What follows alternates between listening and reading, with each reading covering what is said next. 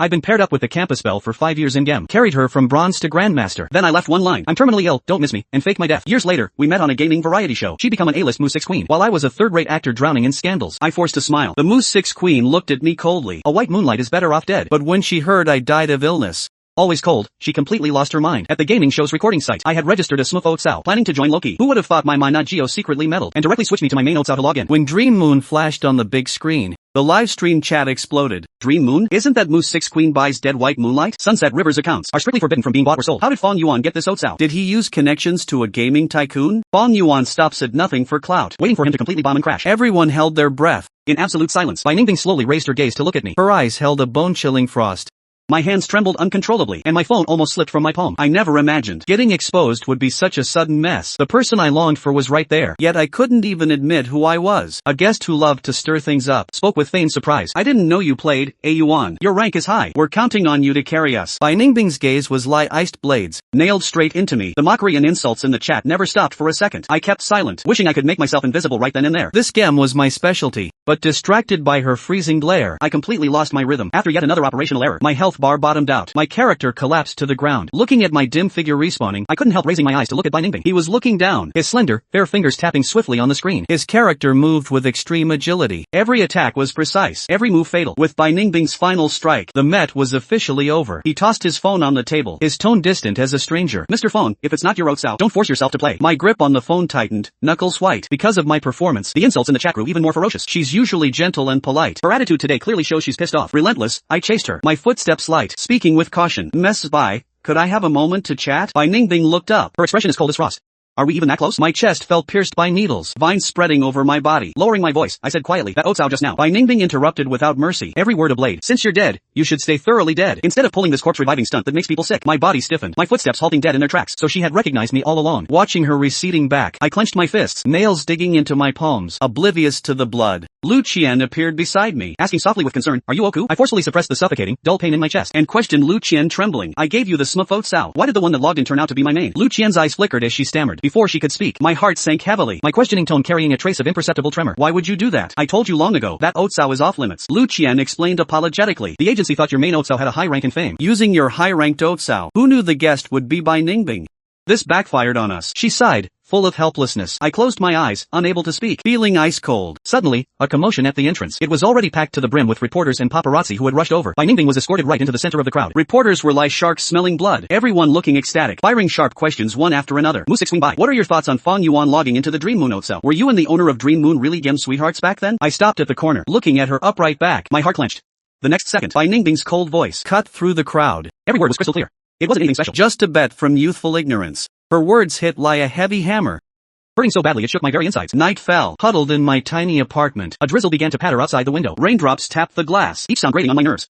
What Bai Ningbing had said caused a massive storm online. Netizens clipped and compared my past gameplay videos with my show performance today, coupled with her cold attitude. Our names soared to the top of the search list. Fong Yuan uses Dream Moon Otsao to anger Bai Ningbing. Bai Ningbing denies ties to Dream Moon, calling it a youthful bet. Fong Yuan humiliates himself. My phone rang and rang. Countless messages popping up in my direct message box. Without exception, all vicious curses and abuse. This kind of abuse, ever since the day I entered showbiz, never stopped. I thought I was used to it. Yet tonight these felt like blades. Every single sentence accurately piercing my heart, lacerating my flesh, simply because every single curse was mixed with that name that tore my heart apart. Bai Ningbing. I gripped my phone, lingering on the Weibo pot Bai Ningbing made a few years ago. It said, the departed is gone. As I stared blankly, that Weibo pot actually vanished into thin air. A wave of panic seized my heart fiercely when I exited the page and clicked back in. Bai Ningbing had already published a new pot. There was never any white moonlight, just an absurd farce from the days of youthful recklessness. A short sentence, overturning our 5 years of history. Denying it all.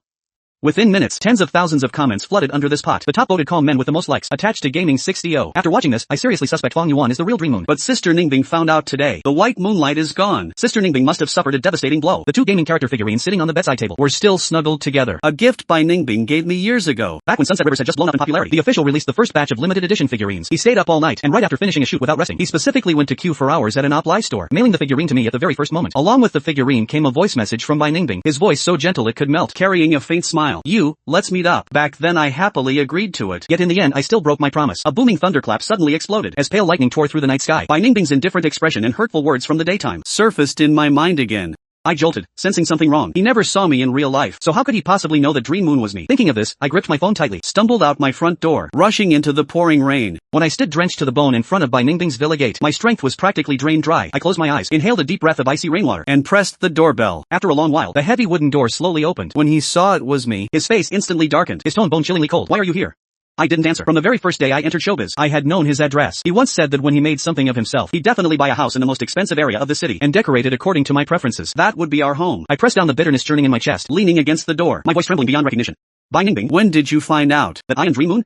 He stayed silent, just looking at me with those eyes devoid of a shred of warmth. This silent stillness actually stirred up an inexplicable panic in me. Lowering my head, I said hoarsely, I actually went to keep our appointment that day. Bai Ningbing coldly interrupted, his tone light, carrying undeniable ruthlessness. It doesn't matter.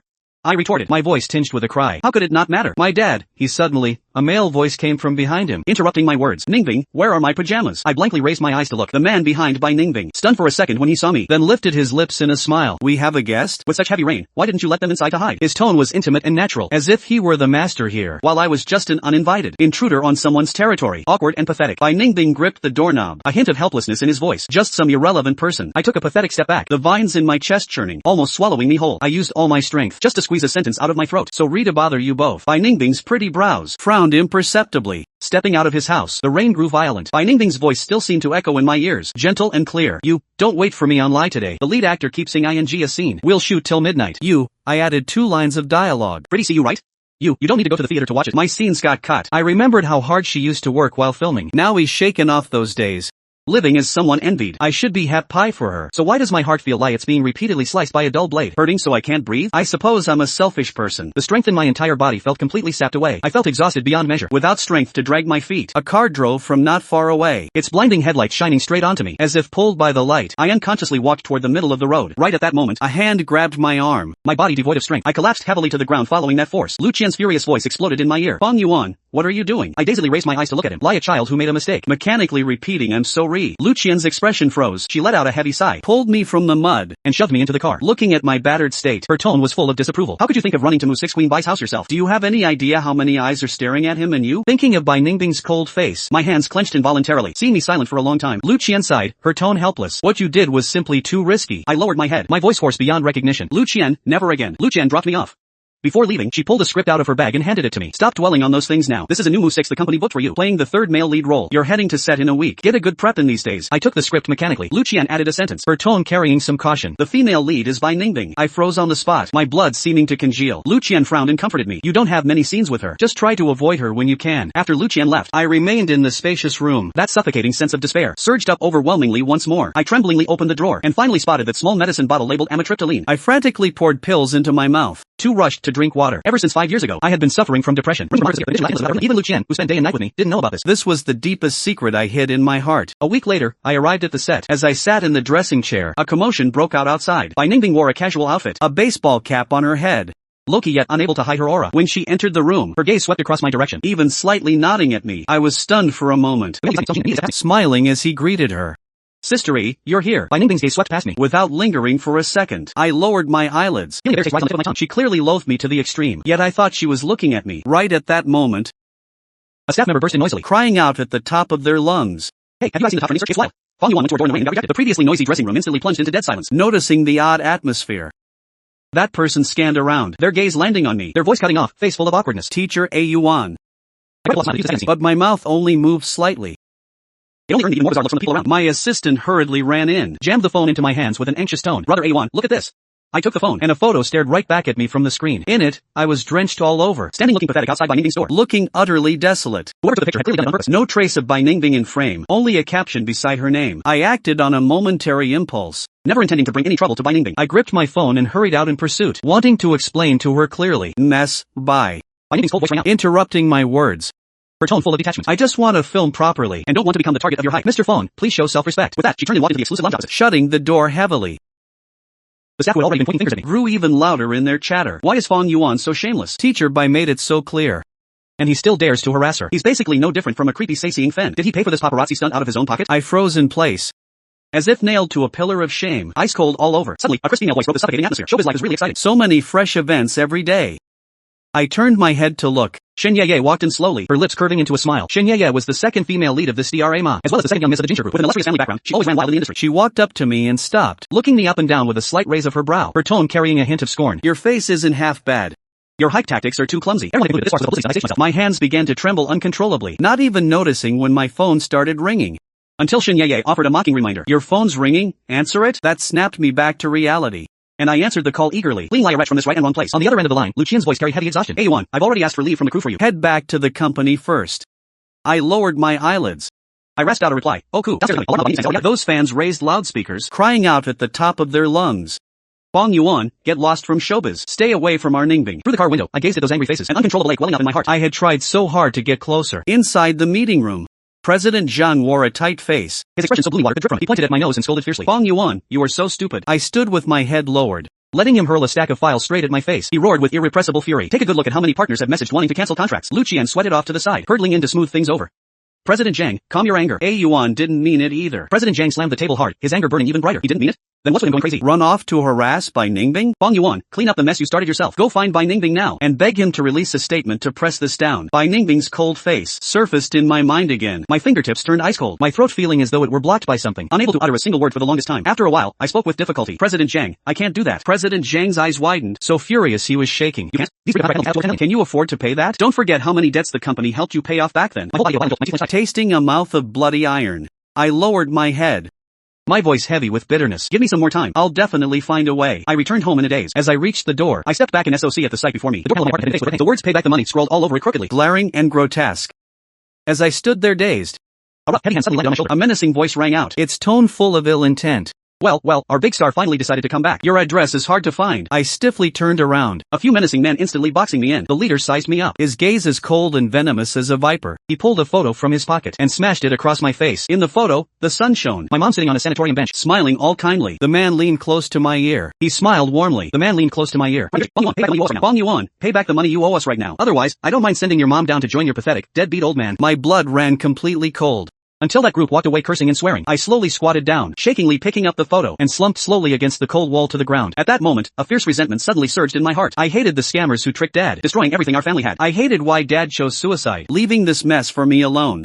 I hated myself even more for living such a pathetic, cowardly life. Unable to protect my loved ones. When I snapped back to reality, I had returned to the set. I took a deep breath, raised my hand, and knocked on Bai Ningbing's dressing room door. Bai Ningbing raised her eyes to see it was me. Those pretty brows. Her brows tinged with impatience. I lowered my head, keeping my posture extremely low. My tone full of apology. I'm sorry, Teacher Bai. What happened was too rash. I shouldn't have disturbed you. I paused, gathering courage, and pleaded in a hoarse voice. Could you please help me clear things up about that day? I promise that once it's cleared, I'll never appear before you again. Before I could finish my sentence, Bai Ningbing coldly cut me off. Her tone was indifferent, leaving no room for turning back. I never respond to boring news. She glared at me with a smirk, the mockery in her eyes spilling. You have plenty of news like this. One more doesn't matter. These words were like a dagger, piercing through my heart. It hurt so much my insides were twitching. I gave a bitter smile, a fishy sweetness in my throat. I want to tell her I'm tired. Bai Ningbing, I can't hold on. When I slowly closed my eyes and opened them again, there was only utter despair in the depths of my eyes. I clenched my teeth and knelt.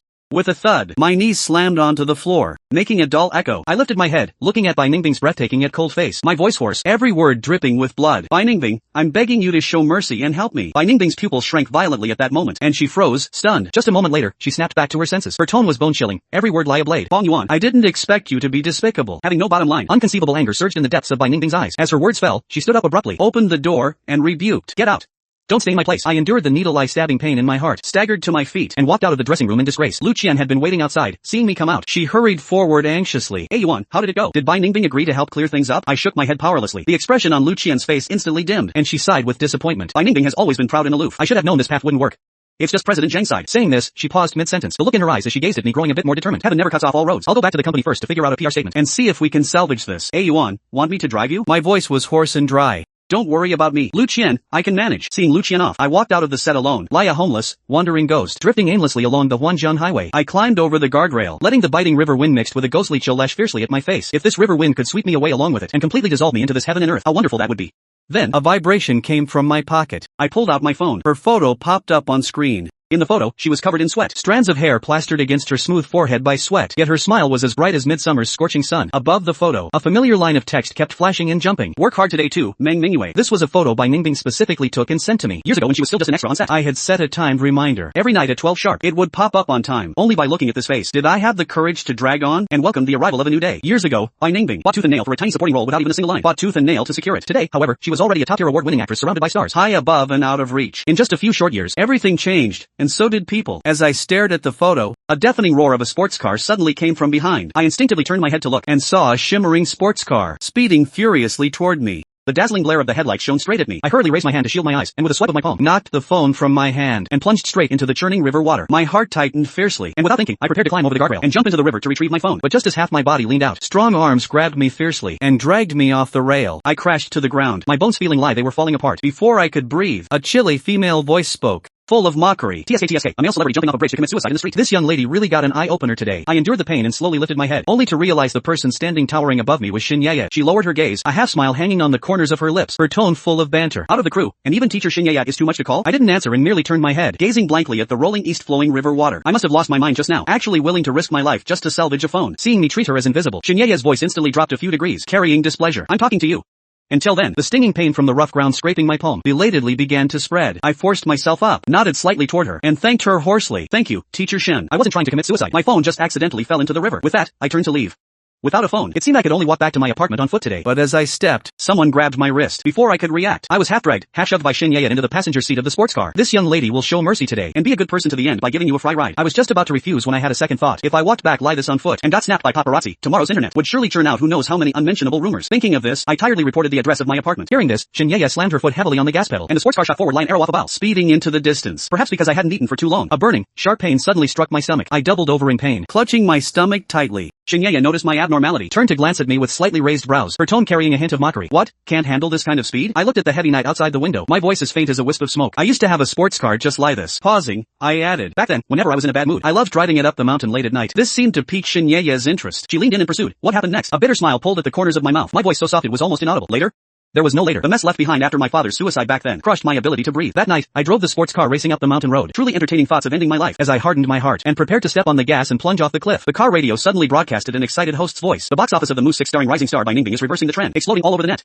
Just those words pulled me back from the gates of hell. The next day, I sold the car, took the money, and went far away to a foreign country with my mentally unstable mother. Before I knew it, the sports car had already parked steadily downstairs at my apartment. I snapped out of it and thanked Shin Yeye. Just as I pulled the car door open, she grabbed my wrist again. Shin Yeye raised an eyebrow at me, her tone carrying a hint of adult ambiguous suggestion. Is that your thanks? Aren't you going to invite me up for a cup of coffee? I pretended not to understand her subtext, offering a polite smile. It's too late, Teacher Shin. When we get to the set tomorrow, I'll treat you to coffee to make amends. I pushed the car door open and stepped out, only to raise my eyes and unexpectedly lock gazes with the familiar figure. Standing by the apartment entrance not far away, it was by Ningbing. My body stiffened, as if hit by a mobilization spell, rooted to the spot, unable to move an inch. Seeing me stall, Shin Yeye got out of the car as well, following my gaze, chuckling at Bai Ningbing.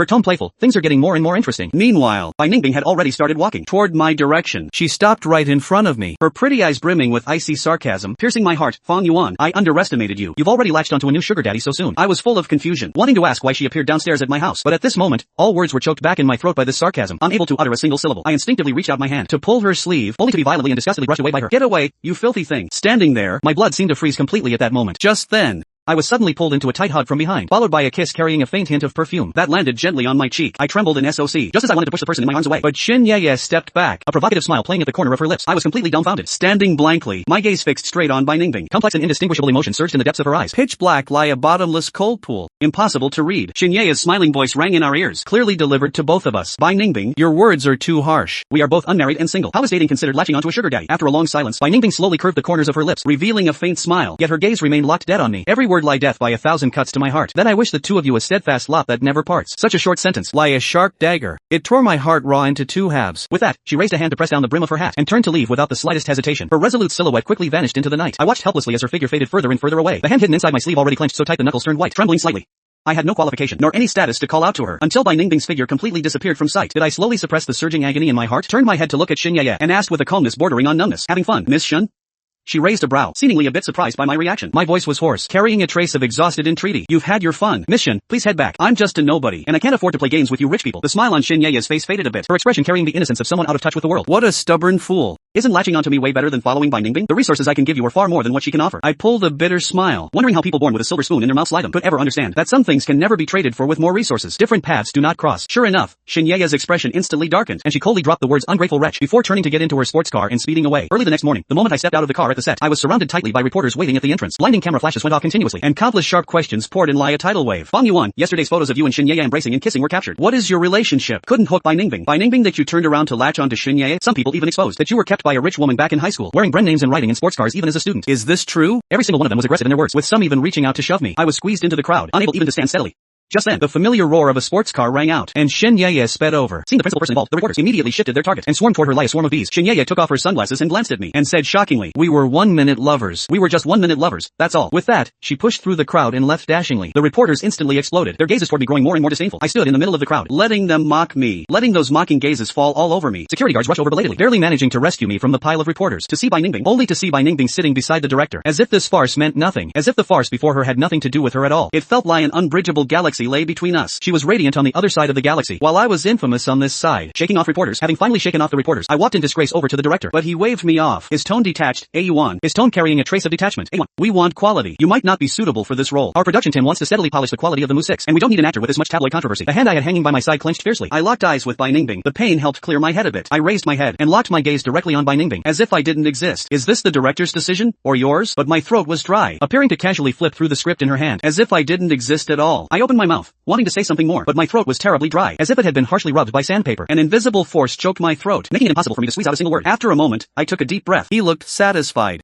and spoke in an utterly calm voice. I understand. I'm so Director, I've brought trouble to the crew. Teacher Bai, I wish you well. A trace of satisfaction finally appeared on the director's face. I turned around again, walked over to a spot a few steps away from Bai Ningbing, and looking at her cold, breathtaking profile, I was stunned. Teacher Bai, I wish you a brilliant starlit path, and a bright future ahead. Bai Ningbing finally raised her eyes to look at me, gazing at me deeply and steadily for a long while, before suddenly asking with a slight frown, have you ever regretted it? I was stunned in place. In this man-eating industry? Me? Regret what? Regretting back then, in order not to drag her down, falsely claiming a terminal illness to fake my death and disgrace, or regretting returning to China regardless of the cost, just to get close to her once more. Stepping into this man-eating entertainment industry? After a long while, I heard my own voice, clear and firm. Never. I clearly saw in the depths of Bai Ningbing's eyes that the last remaining trace of warmth condensed bit by bit into an icy frost, capable of freezing a person completely. She looked at me, her tone cold, and I had no SIM card. I glanced at Bai Ningbing, just then, never looking at me again, saying with a panicked expression, A1G, the company called you several times and couldn't get through. They want you to return to the company immediately. That was when I remembered my phone dropped into the river yesterday, and I hadn't had time to replace the SIM card for the new phone. I turned back to glance at Bai Ningbing. Her gaze had already fallen back onto the script, and she didn't look at me ever again. I twitched the corner of my mouth and softly said, Bai Ningbing, I don't regret it. I turned and left the set without looking back. Back at the company, I had already prepared myself to be severely chewed out by President Zhang, yet he merely narrowed his eyes, giving me a half smile. An ominous feeling surged in my heart. Before I could speak, he raised his hand and flung a script fiercely onto the desk in front of me. This is a show the company booked for you. Director Lee does Mu-6. My heart shrank violently. Director Lee is known for lowbrow, award-chasing trash. He specializes in those lowbrow movies under the banner of chasing international awards. My expression sank as I coldly refused. President Zhang, I'm not taking this role. President Zhang acted as if he had heard the greatest joke in the world, the mockery on his face almost overflowing. You're filming this whether you lie it or not. You're going to film this show whether you lie it or not, even if you don't want to. Just then, and Lu Qian walked in, a trace of poorly concealed sympathy in her eyes as she looked at me. The sanitarium couldn't reach you. Your mom saw the news online. Got too emotional, and suffered a heart attack. You should hurry to the hospital. Those words struck like a bolt from the blue. Those 4 words, last breath, struck like a bolt from the blue, smashing heavily onto my head. I forced a smile. Lu Qian, you're joking, right? My mom is mentally confused. How could she see the news? Hurry. If you're in later, you might not see her again. You might not even get to see her for the last time. I rushed out of the office like a madman, with President Zhang's cold, sarcastic voice echoing behind me. I'll drag her to the set myself. Even if I have to tie her up, I'll drag her onto the set. My mother was in the ICU. My mother already pushed into the intensive care just a few days ago. The person with that gentle smile in the photo. Tubes running over her body. Her complexion pale as paper. I stood blankly outside the ICU. I stood blankly outside the door of the intensive care unit, frozen all over, shaking uncontrollably. A doctor walked up to my side, and said in a heavy tone, are you the patient's family?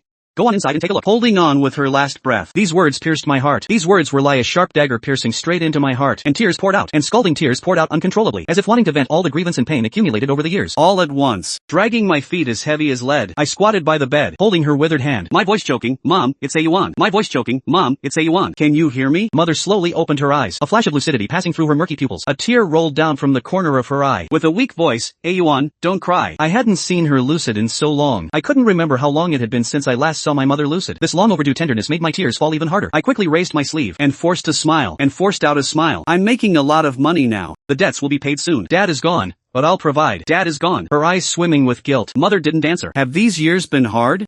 As she whispered softly. My voice choked. It's not hard. I held her hand and shook my head desperately. Mother smiled gently at me. It's not hard at all. Mother smiled gently at me. Go lie your own life now. It was Mom who dragged you down. Go lie your own life from now on. As she closed them reluctantly, watching the light in her eyes slowly dim. The alarm echoed through the ward. I screamed at the top of my lungs, Mom. The harsh alarm instantly echoed through the entire ward. Mother's hand slipped from mine. The cord snapped in my chest. That pain could not be contained. The tightly strung cord snapped completely in my chest. That heartbreaking pain could no longer be contained. Very few people came, collapsing heavily in front of the hospital bed, sobbing aloud. On the day of my mother's funeral, her tone helpless. Lucian came once, put down the bouquet of flowers and looked at me. Her tone carrying a bit of helplessness for a massive PE&NTI. Hey Yuan, if you stubbornly refuse to accept, the company will take you to court and demand an exorbitant PE&NTI for breach of contract. Isn't it just a moose 6? Your mother is already gone, but we who are alive still have to look forward. I raised my hand to block it. As long as you're alive, there's always a chance to get ahead. The glaring sunlight made it impossible for me to keep my eyes open. Lucian sighed in relief, my voice frighteningly calm. I understand, Sister Qian. I knelt before the gravestone. Alright, tomorrow I'll come pick you up to go back to the company. After she left, I still knelt before my mother's gravestone, reaching out to gently wipe my mother's photo on the stone. In the photo, she was still smiling gently, but from now on, I laughed. How ridiculous. When leaving the cemetery, I accidentally caught sight of a black business car parked across the street. That model looked very much like the one Bai Ningbing usually used. I laughed bitterly at myself. How ridiculous. Even at a time like this, I was still foolishly hoping he would come to see me. Bai Ningbing had said long ago that she never wanted to see me again. My comments were full of abuse. I dug out the suitcase that hadn't been used in years and packed my few remaining clothes into it. Once everything was packed, netizens poured into the sheet trim. My Weibo comments section was flooded with overwhelming abuse every day. My engagement metrics were even higher than many top-tier celebrities. I took a deep breath and clicked the live broadcast button. In an instant, countless netizens poured into the live sheet trim. The dense barrage of malicious comments to tell a Shitari about Meng Mingyue. I ignored those unsightly words and waved gently at the camera. My voice calm. Hello everyone, I am Fong Yuan. Opening this live sheet trim today is to tell you all a Shitari about Meng Mingyue. As my voice fell, the viewer count in the top right corner of the live sheet trim grew crazily like a rocket taking off, instantly breaking through 1 million. Once upon a time, there was a young master from a wealthy family. His life had been smooth sailing, knowing nothing of sorrow. An opened sunset Zhenghu was merely the pressure of college final exams and the final bot in games he couldn't beat. As I spoke, I picked up the dust-covered old phone from beside me and skillfully opened Sunset Zhenghu. I entered the username and patgut that I knew by heart. The screen flashed with light and that familiar game character, Meng Mingyue, suddenly appeared on screen, just to get noticed. Waiting for a short scene. She'd spend all day on set. Later, he met an 18th tier minor actress in the game. They became comrades in arms. She was great at gaming. Sometimes, to wait for a scene with only a few seconds of screen time, he supported her in every way. When bored, she could only pass the time by playing games. He appeared whenever she needed. Chatting to relieve her boredom. She and the boy cleared every high difficulty dungeon in the game together, and that boy also used every possible method he could think of, silently supporting that minor actress. He would appear whenever the minor actress needed company, keeping her company and chatting to relieve her boredom, whether late at night or early in the morning, moving the character. Every TV show, even commercials with just a few seconds of screen time, even if it was just a fleeting flash of her back, they became devoted lovers. At this point, I couldn't help but laugh dryly. His family collapsed, step by step toward the hiding place of the final bot. I continued. His mother lost her mind. After talking about everything for so long, the two went from teammates to deeply devoted lovers. On the very day they agreed to meet up live, earth-shattering changes happened in the boy's family. His father's investments failed and the company went bankrupt, leaping down from the top floor of the company building. His mother couldn't bear the blow. The bot's health hit zero. The former pride of heaven fell from the clouds overnight, becoming completely penniless. Saying this, looking at the barrage, tapping a few times on the screen. The male swordsman in the game drew his long sword. I checked the news. 5 years ago, 11 IO died. The final bot's health bar instantly dropped to zero, dropping loot all over the ground. More people asked. Raised my eyes to look at the barrage in the Laishi trim. Damn, I've never seen a second person pull off this move besides Meng Mingyue. Bong Yuan is definitely Meng Mingyue in the flesh. Confirmed. Then twitched my mouth. And jumped from a building to commit suicide. They helped him pay off some debt back then, to the reincarnation terrace, the place to delete accounts. More people in the barrage frantically questioned, what happened next? What happened after that? Was that minor actress Bai Ningbing? I stared blankly at the name Bai Ningbing for a split second, then twitched the corner of my mouth, saying in a flat, emotionless voice, the end of the Shitari. The boy left his last remaining family member. Never to meet again. I put down the phone, walked step by step to the reincarnation terrace in the game. That was the place specifically used for deleting accounts. The NPC in the game kept popping up prompts. Are you sure you want to reset this character? The Shitari was finished. Once confirmed, the old cell will be permanently deleted. Never to meet again in this lifetime, without a shred of hesitation. I firmly pressed the confirmation key. On the screen, the game character turned into a wisp of smoke and slowly dissipated. A line of cold text slowly emerged. I withdraw from the industry. Never to meet again. I put down my phone. On set, Bai Ningbing clutched her phone, only feeling everything before my eyes turned blurry, and I could no longer see clearly. Beside my hand, the bottle containing antidepressant medication had long fallen to the ground. When she saw me delete the otsao, I let out a long breath. Her heart beat out of control, making her breathing constricted. I know everyone has always hated me, but don't worry, everyone. Starting today, I will withdraw from the entertainment industry. Bong Yuan quit the industry. On set, Bai Ningbing was clutching her phone, repeatedly playing my live broadcast playback. My expression on the screen was so unnaturally calm. Everyone discussed the gossip. Yet Bai Ningbing's mind was blank, and walked step by step toward the reincarnation terrace. Bai Ningbing's heart began to beat violently out of control, making her breathing grow somewhat constricted. She felt she missed something, his face full of unrestrained excitement, and she snapped to reality. Bong Yuan has completely quit the industry. Even his Weibo Otsao has been deleted. His company is going to sue him now. The 6DO just out. Now he can never make a comeback. Everyone on set was enthusiastically discussing this explosive gossip. Bai Ningbing rushed to the scene. As if countless threads were tangled together, she rushed to the hospital. Without a single coherent clue, she always felt she had missed something vital. The next second, His voice full of disbelief. Bai Ningbing snapped back to reality, wanting to get out. Her Managio, Li Meng, was quick, his lips trembling slightly. The 60 that just came out. Fong Yuan jumped from a building. Now all the tablets were rushing like crazy. When Bai Ningbing rushed to the scene of the incident, my body had already been hurriedly hauled away by an ambulance. He rushed without stopping to the hospital. The hospital entrance was already surrounded tightly by reporters who had caught wind of it. Everyone wanted to grab the first-hand scoop for the front-page headlines. The scene was utterly chaotic. Even the police had rushed over to maintain order. Bai Ningbing's hand pressed hard against the car door handle, subconsciously wanting to push open the door and get out. Her Managio, Li Meng, was quick-witted, immediately reaching out to pull her back, voice full of anxiety. Bai Ningbing, are you mad? If you go down there now, reporters will tear you apart. Bai Ningbing jerked her hand free, determination in her tone. I'm going to see him. Ignoring Li Meng's protests, she shoved the door open, plunging into the chaotic crowd. Bai Ningbing bypassed the reporters, detoured through the small alley beside the hospital to the side door, and staggered in. At the morgue, Lu Qian looked with red-rimmed eyes at Bai Ningbing, who had hurried over, and spoke in a hoarse voice. Are you here for her? Bai Ningbing acted as if she hadn't heard Lu Qian's words, her footsteps relentless, wanting only to push past Lu Qian and charge straight into the morgue. Right at that moment, a cold female voice suddenly rang out in front of him. His tone heavy. You shouldn't be here. His tone heavy. Bai Ningbing, you shouldn't have come. A hand firmly pressed against Bai Ningbing's shoulder, with enough force to make it impossible for him to take another half step forward. Bai Ningbing's gaze looked past Xin Yeye, a stretcher with a white sheet, and a familiar red braided rope. A familiar red braided rope was tied around the dangling wrist. That was the couple's bracelet she and he had bought together when they were CPS in the game. Bai Ningbing swayed violently, a shattered murmur spilling from her throat. Fong Yuan. It felt as though thousands of fine needles were being driven into her chest simultaneously. The dense pain instantly spreading through her entire body, hurting her so much she could barely breathe. Bai Ningbing's eye sockets turned scarlet red at some point. She spoke with firm resolve, his tone carrying unquestionable firmness. I'm taking him away. Hearing this, Xin Yeye shot him a cold look. Fury burning in his eyes. He stepped forward, grabbing her collar. He stepped forward, stopping right in front of Bai Ningbing. Take him? What right do you have? With force strong enough almost to lift him off his feet. Do you, a heartless bastard, deserve to? Xin Yeye bit out every single word like a knife. Do you, a heartless and ungrateful bastard, deserve to? As his voice fell, he squatted down stiffly. Bai Ningbing looked at the craft paper bag that had dropped to the ground. Squatted down with a stiff body. Screenshots of Weibo messages. The moment she opened it, a stack of white paper and photos scattered all over the floor. Many of those papers were screenshots of Weibo private message dialogue boxes. Those were several of my alt accounts.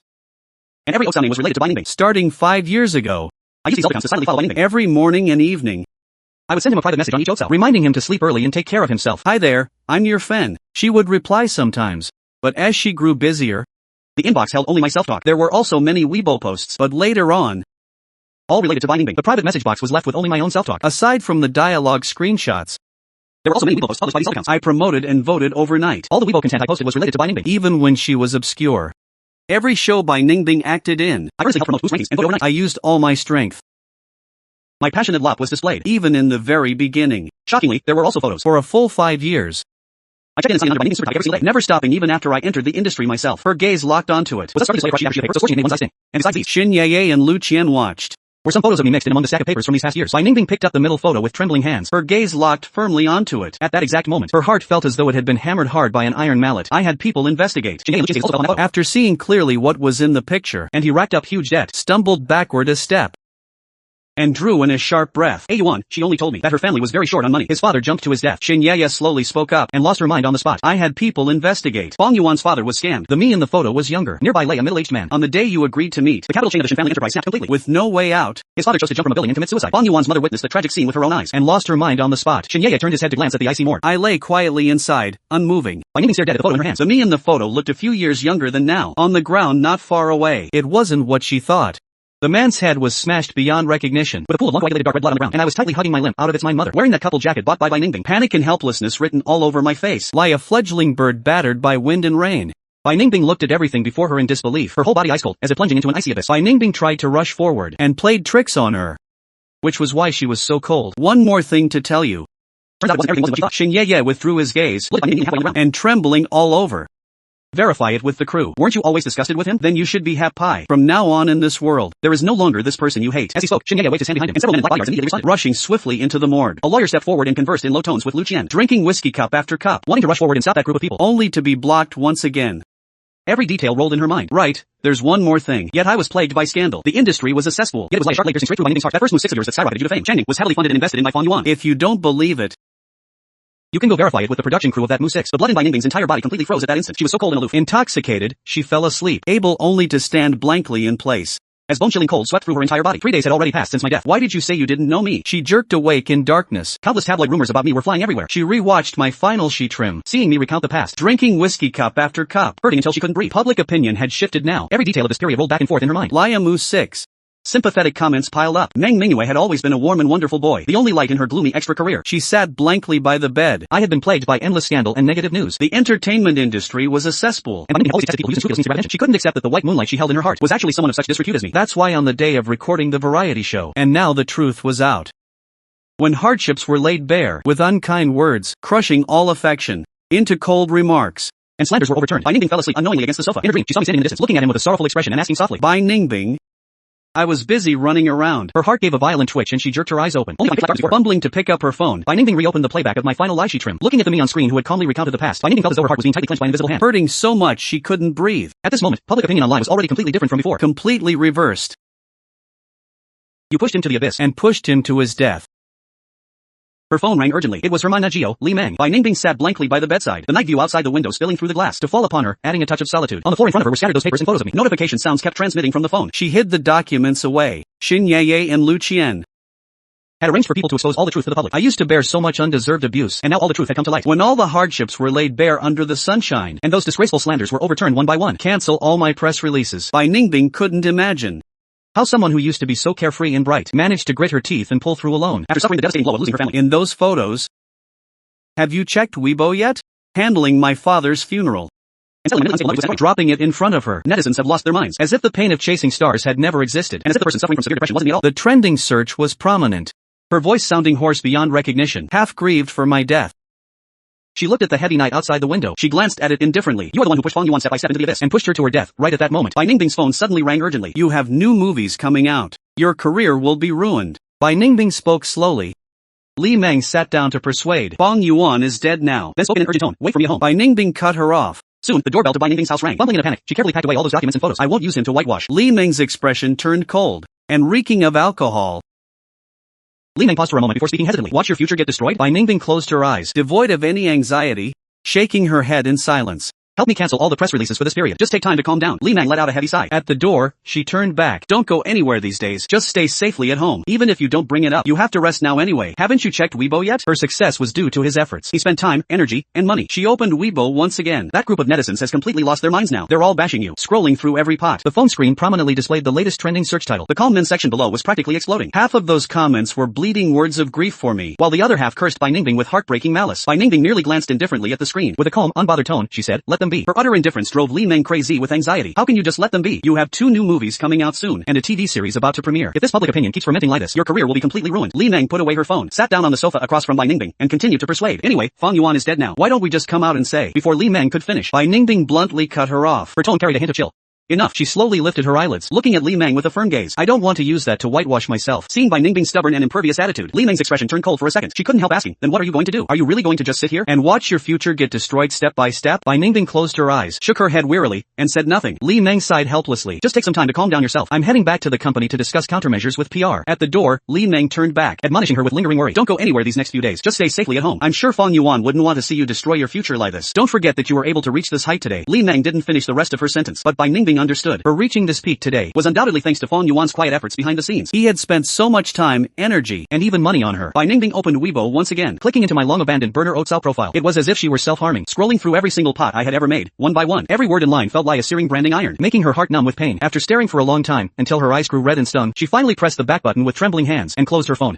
Just then, a photography blogger she followed suddenly updated their feed. It was just a few simple words. Checking out the scenery. Check out the blogger's pot. The attached images were a few seaside photography works. Bai Ningbing's gaze hit the center photo. Her heart skipped a beat. She tapped the screen with trembling fingers, and the photo expanded on her screen. The vast sea shimmered with light. Beneath the coconut trees by the coast, a boy sat in a wheelchair, gazing at the boundless ocean. He wore a large sun hat. His expression calm, features familiar. Standing beside him was a slender figure. Even though the photographer had shot from far away, Bai Ningbing recognized at a glance that it was me. I'm not dead. On a small island in the south, I slowly pushed my wheelchair out of the room. Aunt Jean was just serving steaming hot dishes onto the table. Seeing me come out, she immediately greeted me with a smile. Mr. Fong, you're up. I boiled stomach-warming porridge. Drink it while it's hot and see if it suits your taste. As she spoke, she walked behind me and gently pushed my wheelchair to the dining table. Looking at the warm porridge and glass of warm milk before me, I curved the corners of my lips and said softly, "Thank you, Aunt Zhang." Aunt Zhang looked at me with pity, smilingly waving her hand. "Silly child, what are you thanking me for? It's just part of my job. Besides, Miss specifically instructed us beforehand to take good care of you. If you need anything, just let me know." I sipped the porridge in small bites. After breakfast, she pushed me by the sea. Warm sunshine spilled over me, and the sea breeze brushed my face. My mood lifted quite a bit. I asked, "Where is she?" Aunt Zhang smiled, her tone breezy. "Miss said you'd be glad she's gone. Something came up back home, so she caught a flight back overnight last night." I could guess that the trouble back home probably had to do with me. I nodded and said nothing more, gazing quietly at the boundless sea, my eyes completely clear. Meanwhile, back in the country, Bai Ningbing hadn't slept all night. She couldn't sleep, and didn't dare to. After seeing that photo, she immediately contacted the best private detective, and hired a missing persons team, vowing to find me at all costs and as fast as possible. After arranging everything, Bai Ningbing disguised herself, putting on a mask and hat before rushing out the door. In that photo, the figure beside me looked very much like Xin Yeye. Bai Ningbing drove at top speed to Shen Yeye's doorstep. Xin Yeye wore loose home clothes, opening the door, still sleepy. Seeing Bai Ningbing outside, she smirked, sleepiness vanishing. It's not even dawn yet. What madness is actress Bai on? Bai Ningbing's eyes were red, her voice hysterical and questioning, emotions out of control.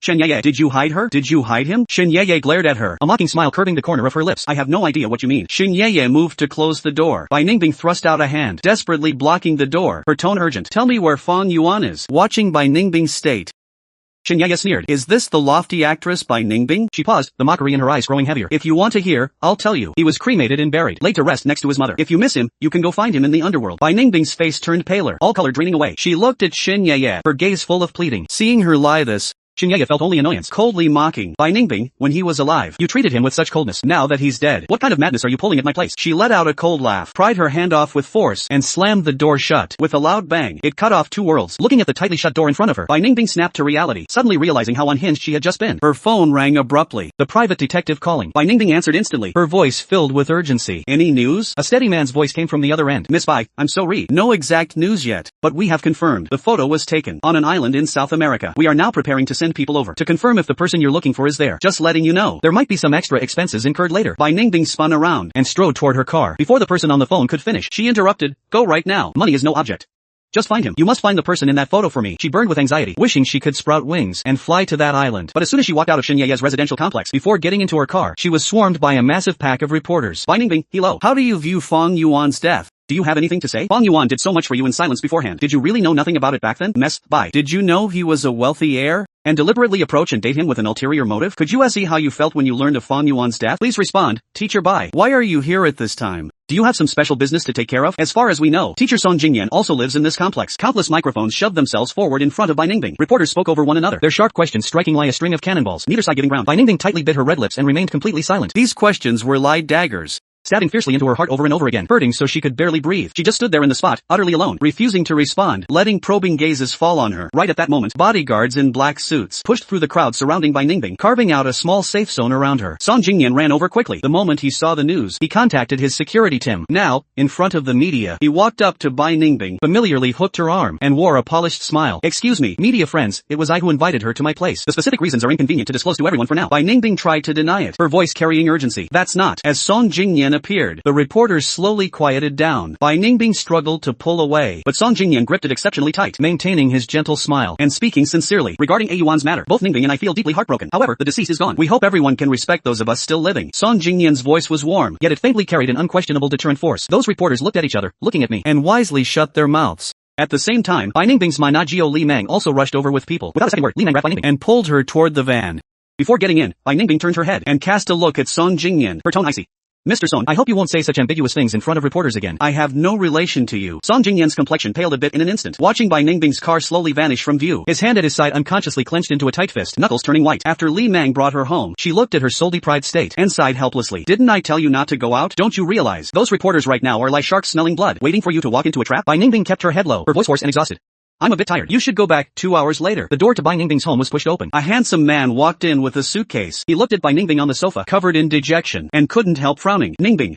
Bai Yun walked slowly over to Bai Ningbing, his tone full of heartache. I was away on a business trip. How did you manage to get yourself into this state? Seeing she remained silent, Bai Yun picked up her phone and opened Weibo. He had been attending a closed-door forum abroad all this time, and hadn't had time to pay attention to domestic news at all, let alone the turbulent storms in the entertainment industry. Bai Yun clicked on those topics that were still surging in popularity, and read them one by one. As he read, his thick eyebrows knitted closer and closer. In just 3 minutes, Bai Yun grasped the entire ins and outs of the matter. He looked at the dejected Bai Ningbing, remembering that day years ago, when that soaked-to-the-bone boy stood looking so wretched at their doorstep, and comforted her. It's in the past. Bai Yun was ruthless in business, but right now he was truly unaccustomed to comforting people, so he awkwardly patted her shoulder. Bai Ningbing kept her phone clutched tightly in her hand, until a text message popped up on the screen. She abruptly lifted her head, speaking with tension. Brother, I'm leaving for a while. Bai Yun watched her hurriedly departing figure, and sighed helplessly. Bai Ningbing bought my old apartment. She stood at the door, looking at the mottled paint on the wall that hadn't been cleaned yet, her heart jolting.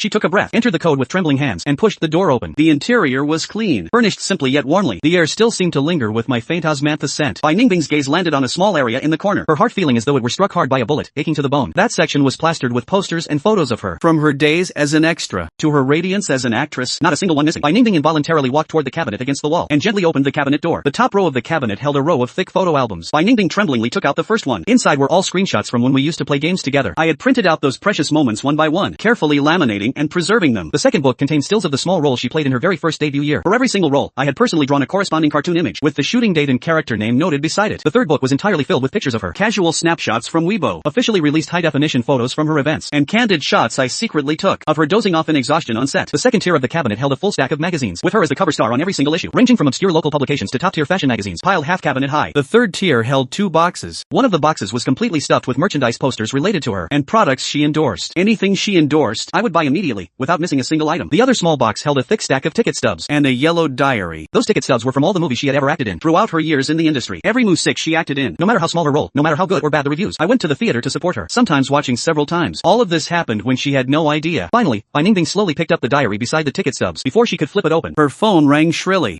The detective's voice came through. Miss Bai, we found the person you're looking for. I'll email you the address. I'll email it to you. Upon receiving the address, Bai Ningbing rushed to the airport. Aside from her personal belongings, she brought my diary. Until the plane soared into the clouds, did Bai Ningbing open the diary. The diary was thick. I had recorded so much, yet every entry was just a few short sentences. Between the lines lay deep lop and heartache. I missed the rendezvous. I wonder if she'll blame me. Perhaps we'll never be able to see each other again in this lifetime. 2 years passed, and everything is on the right track. She is getting more dazzling. It's so good that she finally achieved her dream. I've also stepped into the entertainment industry. I want to pay off my family's debts sooner, and also get one step closer to her. Maybe she'll never know I'm Meng Mingyue, but it doesn't matter. Being able to watch her live is already very good. Mom's condition improved. Bai Ningbing won Best Actress, and the family's debts have been paid down a bit. We're doing better. Seeing this, Bai Ningbing's heart jolted, and tears poured out uncontrollably. Saw her on a show today. She seemed to know I'm Meng Mingyue, yet the disgust in her eyes was so clear. Perhaps it was because I didn't show up for the date back then, or other reasons. They hate me. It doesn't matter. I don't care. Life now is already so much better than before. Debt collectors came again, but I have no money left. What else can I do? Looking at every word and sentence in the diary, Bai Ningbing streamed with tears, unable to cry out. Meanwhile, the plane slowly landed at the airport in South America. In the villa, I sat by the window, the teacup before me drifting with faint tea fragrance. Sitting across from me was a delicately featured woman. She gracefully poured tea, her voice gentle. Mr. Fong's condition seems pretty good lately. I looked at the babbling she trimmed flowing outside the window, a shallow smile on my lips. The woman also curled her lips into a smile, guiding me patiently. If you're willing, try doing things you enjoy. Like playing 60 games. Just as her voice fell, the private room door was pushed open violently. Shen Yeye strode in, unceremoniously pushing my wheelchair as she headed outside, her tone carrying a hint of urgency. Come with me. Watching Shen Yeye and my retreating figures, Yuan Cece picked up her teacup, took a sip, and lowered her head with a chuckle. Being pushed out of the tea house by Shen Yeye, I looked at him in total confusion. What's wrong? Did something happen? Shen Yeye snapped out of it, his footsteps coming to an abrupt halt. Seeing him silent, I called out softly again, Shen Yeye. Shen Yeye's brain spun at high speed for a few seconds, then pushed me back around to head back into the tea house. He walked up to Yuan Cece, and called, cousin. Yuan Cece picked up her handbag on the side and stood up with a smile. Enjoy your tea, I'm heading out. I'll return soon. Shen Yeye asked, and couldn't help asking, cousin, is her condition? Yuan Cece smiled, her tone relaxed and steady.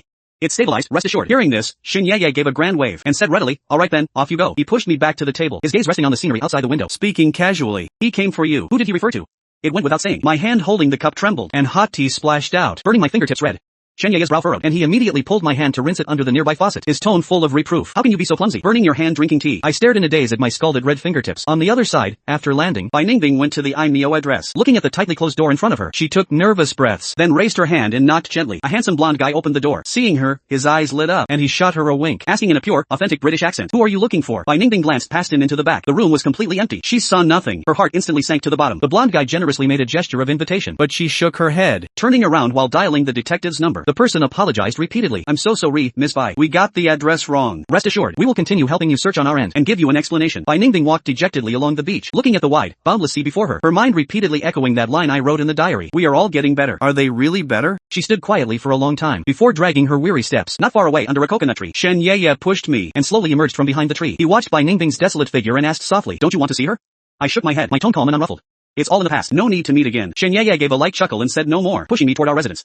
In the setting sun, he turned his head and said jokingly, Bong Yuan, why don't you consider me? I'm good looking, and money, stay with me. I guarantee you won't lose out. The sun sinks down. The sunset glow dyed the entire ocean a brilliant crimson. Lie a heavily painted oil painting. Listening to his jokes, I couldn't help laughing out loud. I thought he was just a spoiled rich girl who knew no hardship. Who would have thought That day when I leaped in despair. He saved me unconditionally. He squatted before me, with serious eyes asked me, Bong Yuan, want to escape? Later, Xin Ye had people settle me down, on this isolated island. The first few days on this island, my depression was severe. Suicidal thoughts popped up. On the second day, I jumped down from the second floor balcony, injuring my leg. Xin Ye squatted before me, looking at my wretched state, she softly said, saying, you died once. Now, lie for yourself. Back home, Bai Ningbing returned to my apartment, gulping down strong liquor glass after glass, until she got heavily drunk and passed out. In her dream, she saw that bright smiling youth again, saw the days and nights they spent playing games together, and his lonely figure. Waking from the dream, Bai Ningbing only felt her heart was hollowed out like a giant hole. It was cold and painful inside, yet she was helpless. Waking the next day, her head felt like bursting, yet physical pain could never compare to a 10,000th of her heartache. She had never regretted so much, regretting her indifference, her self-righteousness. But what use is regret now? She had lost him. She lay on the sofa, staring at the ceiling, murmuring, Fong Yuan. He slowly closed his eyes. A single clear tear quietly slipped from the corner of his eye. Li Meng's call came abruptly. The ringtone was sharp and piercing. As soon as Bai Ningbing answered, she heard Li Meng's urgent voice. Bai Ningbing, don't speak. Listen to me. Reporters are already swarming outside Fong Yuan's building. Listen to me now. Go out and turn left. I'll have someone meet you at the alley entrance. Bai Ningbing said firmly.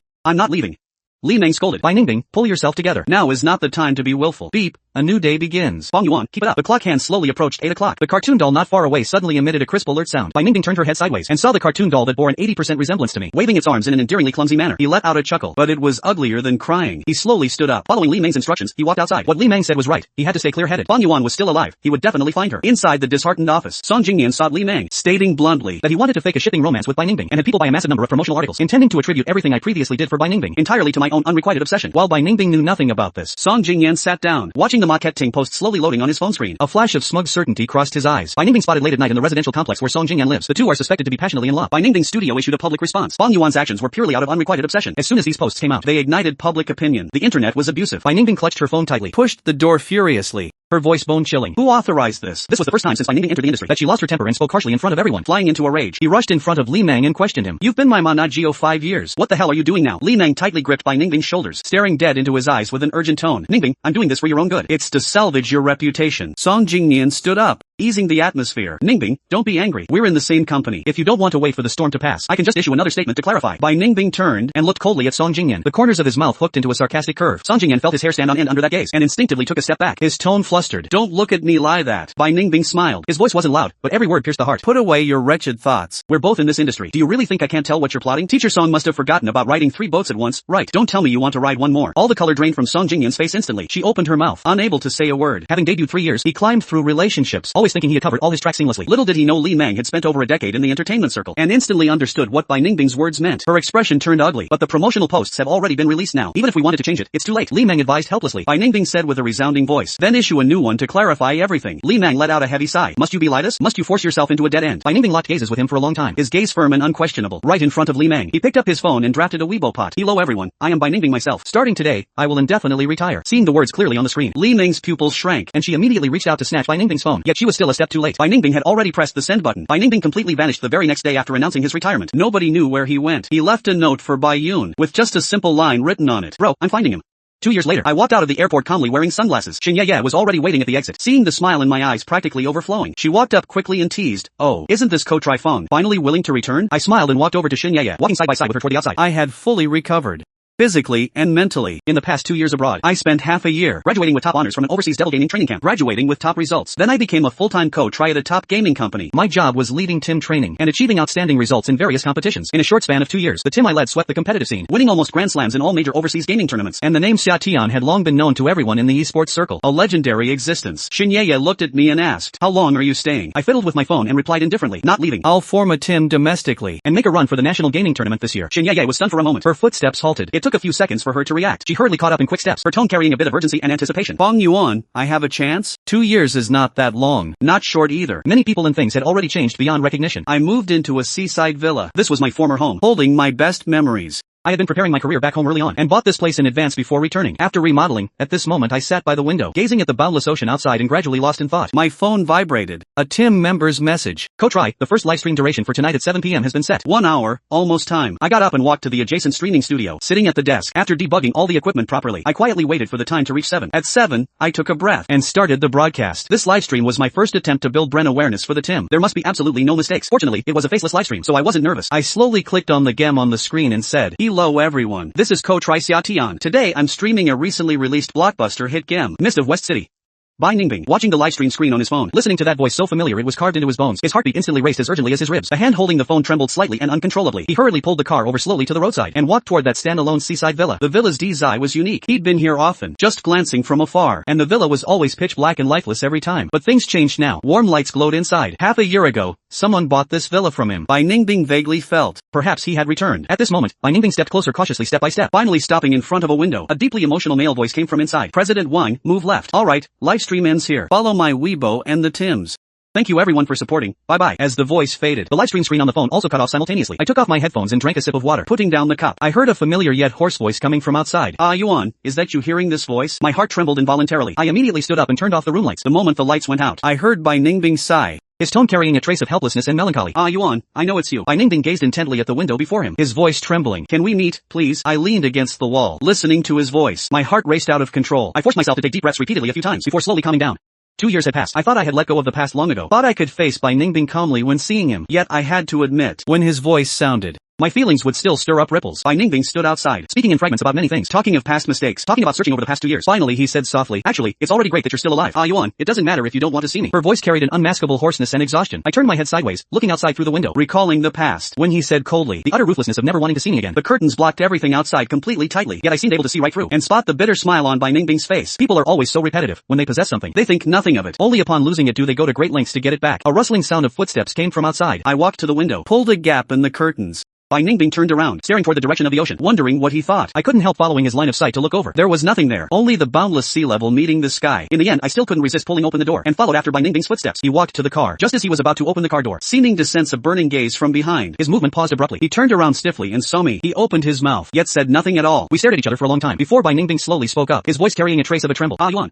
I hooked the corners of my lips and said calmly, Bai Ningbing, long time no see. Bai Ningbing stepped forward, looking with a complex gaze. I waved my hand, cutting off what he wanted to say. I know why you're here, and I know you've been searching for me these past 2 years. Xin Yeye told me everything. I continued in a flat tone. Bai Ningbing, those matters are all in the past. Life is still long. Those things were merely an experience in our lives. I've already let it go. Bai Ningbing's expression stiffened violently. A flash of disappointment crossed his eyes. I continued speaking. I know you've been looking for me these past 2 years, perhaps feeling a sense of guilt in your heart. You don't need to feel so nor do you need to feel indebted. Just lie, they said. Nobody forced me to do those things in the past. They were my own choices. So whatever the outcome, I accept it. The sea breeze was fierce, whipping people's collars fluttering. Suddenly, a warm hand grasped my slightly chilled fingertips. I turned my head sharply to look. It was Xin Yeye. She held my hand tightly, lifting her gaze toward Bai Ningbing with an icy tone. Bai Ningbing, Fang Yuan is dead. I told you that 2 years ago. At the time of parting, I said to Bai Ningbing, I've already started a new life. Remember your original dream? If you still remember, start over again. He gave a bitter smile, eyes filled with desolation. Chasing dreams was full of thorns. The reason he could grit his teeth and persist before was because he had my day after day encouragement and support. For the past 2 years, Bai Ningbing had lived in my former apartment. All the furnishings remained exactly as they were originally, never changing. Moonlight poured in through the huge floor-to-ceiling windows, drawing Bai Ningbing's figure very long, appearing exceptionally lonely. He took out his phone and dialed a number, instructing in a calm tone. The promotional partnership for the new Gemist of West City. That streamer who did the live stream today, Xia Tian, have the marketing team contact him. No matter the cost, reach a cooperation agreement. On the other side, I sat on the sofa. Xin Yeye sat beside me, looking at me half angrily, her tone carrying a bit of exasperation. Fang Yuan, you're spineless. I was amused into laughing out loud by her appearance. I didn't mean anything, just wanted to make things clear with her. Xin Yeye let out a cold snort. Better be that way. Yet at this moment, Xin Yeye's phone suddenly rang. She glanced at the screen, brows furrowed slightly, made a hushed gesture at me and pressed speakerphone. Asked in a deep voice, what is it? Lu Qian's voice came through the other end of the phone, carrying a trace of urgency. Yeah, is Ai Yuan alive? My hand peeling an orange paused, exchanged a glance with her. Lu Qian on the other end of the line continued speaking. Don't try to hide it from me either. Paparazzi already sent photos and videos to me today. Bai Ningbing was there. Xin Yeye stood up and walked over to my side, clutching my hand. Asked the other end of the phone, so what? Lu Qian said, let Ai Yuan meet me. I have things to say to him in person. Besides, his contract with the company still has 2 months until expiration. Early the next morning, I sat in the back seat playing games. Xin Yeye beside me, nagging non-stop. Why are you so thick-skinned?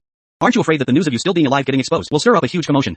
I smiled. I said nonchalantly, if I've been dead for 2 years and still have this much topic value, then there's nothing I can do. Looking at Xin Yeye's exasperated look, the smile at the corners of my lips grew even more unrestrained. At this moment, an inconspicuous topic was slowly climbing up the trending searches. Song Jingyan practiced for years, transitioning to become a hit gaming host. Upon seeing Lu Qian, her eyes immediately turned red. Seeing her lie this, I couldn't help feeling somewhat emotional. Lu Qian looked at me, nodded, and said, come with me. I followed behind Lu Qian into the conference room. President Zhang, who previously exploited me, had already been arrested for illegal operations. The company has a new bot. Lu Qian introduced him. Ah Yuan, this is the company's new bot, President Wang. President Wang got straight to the point, hoping to renew my contract and have me continue working as an actor. After politely declining, I left the company together with Xin Yeye. Unexpectedly, as soon as we went downstairs, we were surrounded by reporters guarding the entrance. Countless microphones were shoved into my face. Sharp questions came one after another. Fang Yuan, did you really jump off the building back then? Why are you still alive? Faked your own death? Did you do this on purpose? Was it to manipulate public opinion? Fang Yuan, where did you go during the 2 years you disappeared? Do you know that Bai Ningbing has been looking for you? Were you together with him these past 2 years? Why is Xin Yeye there?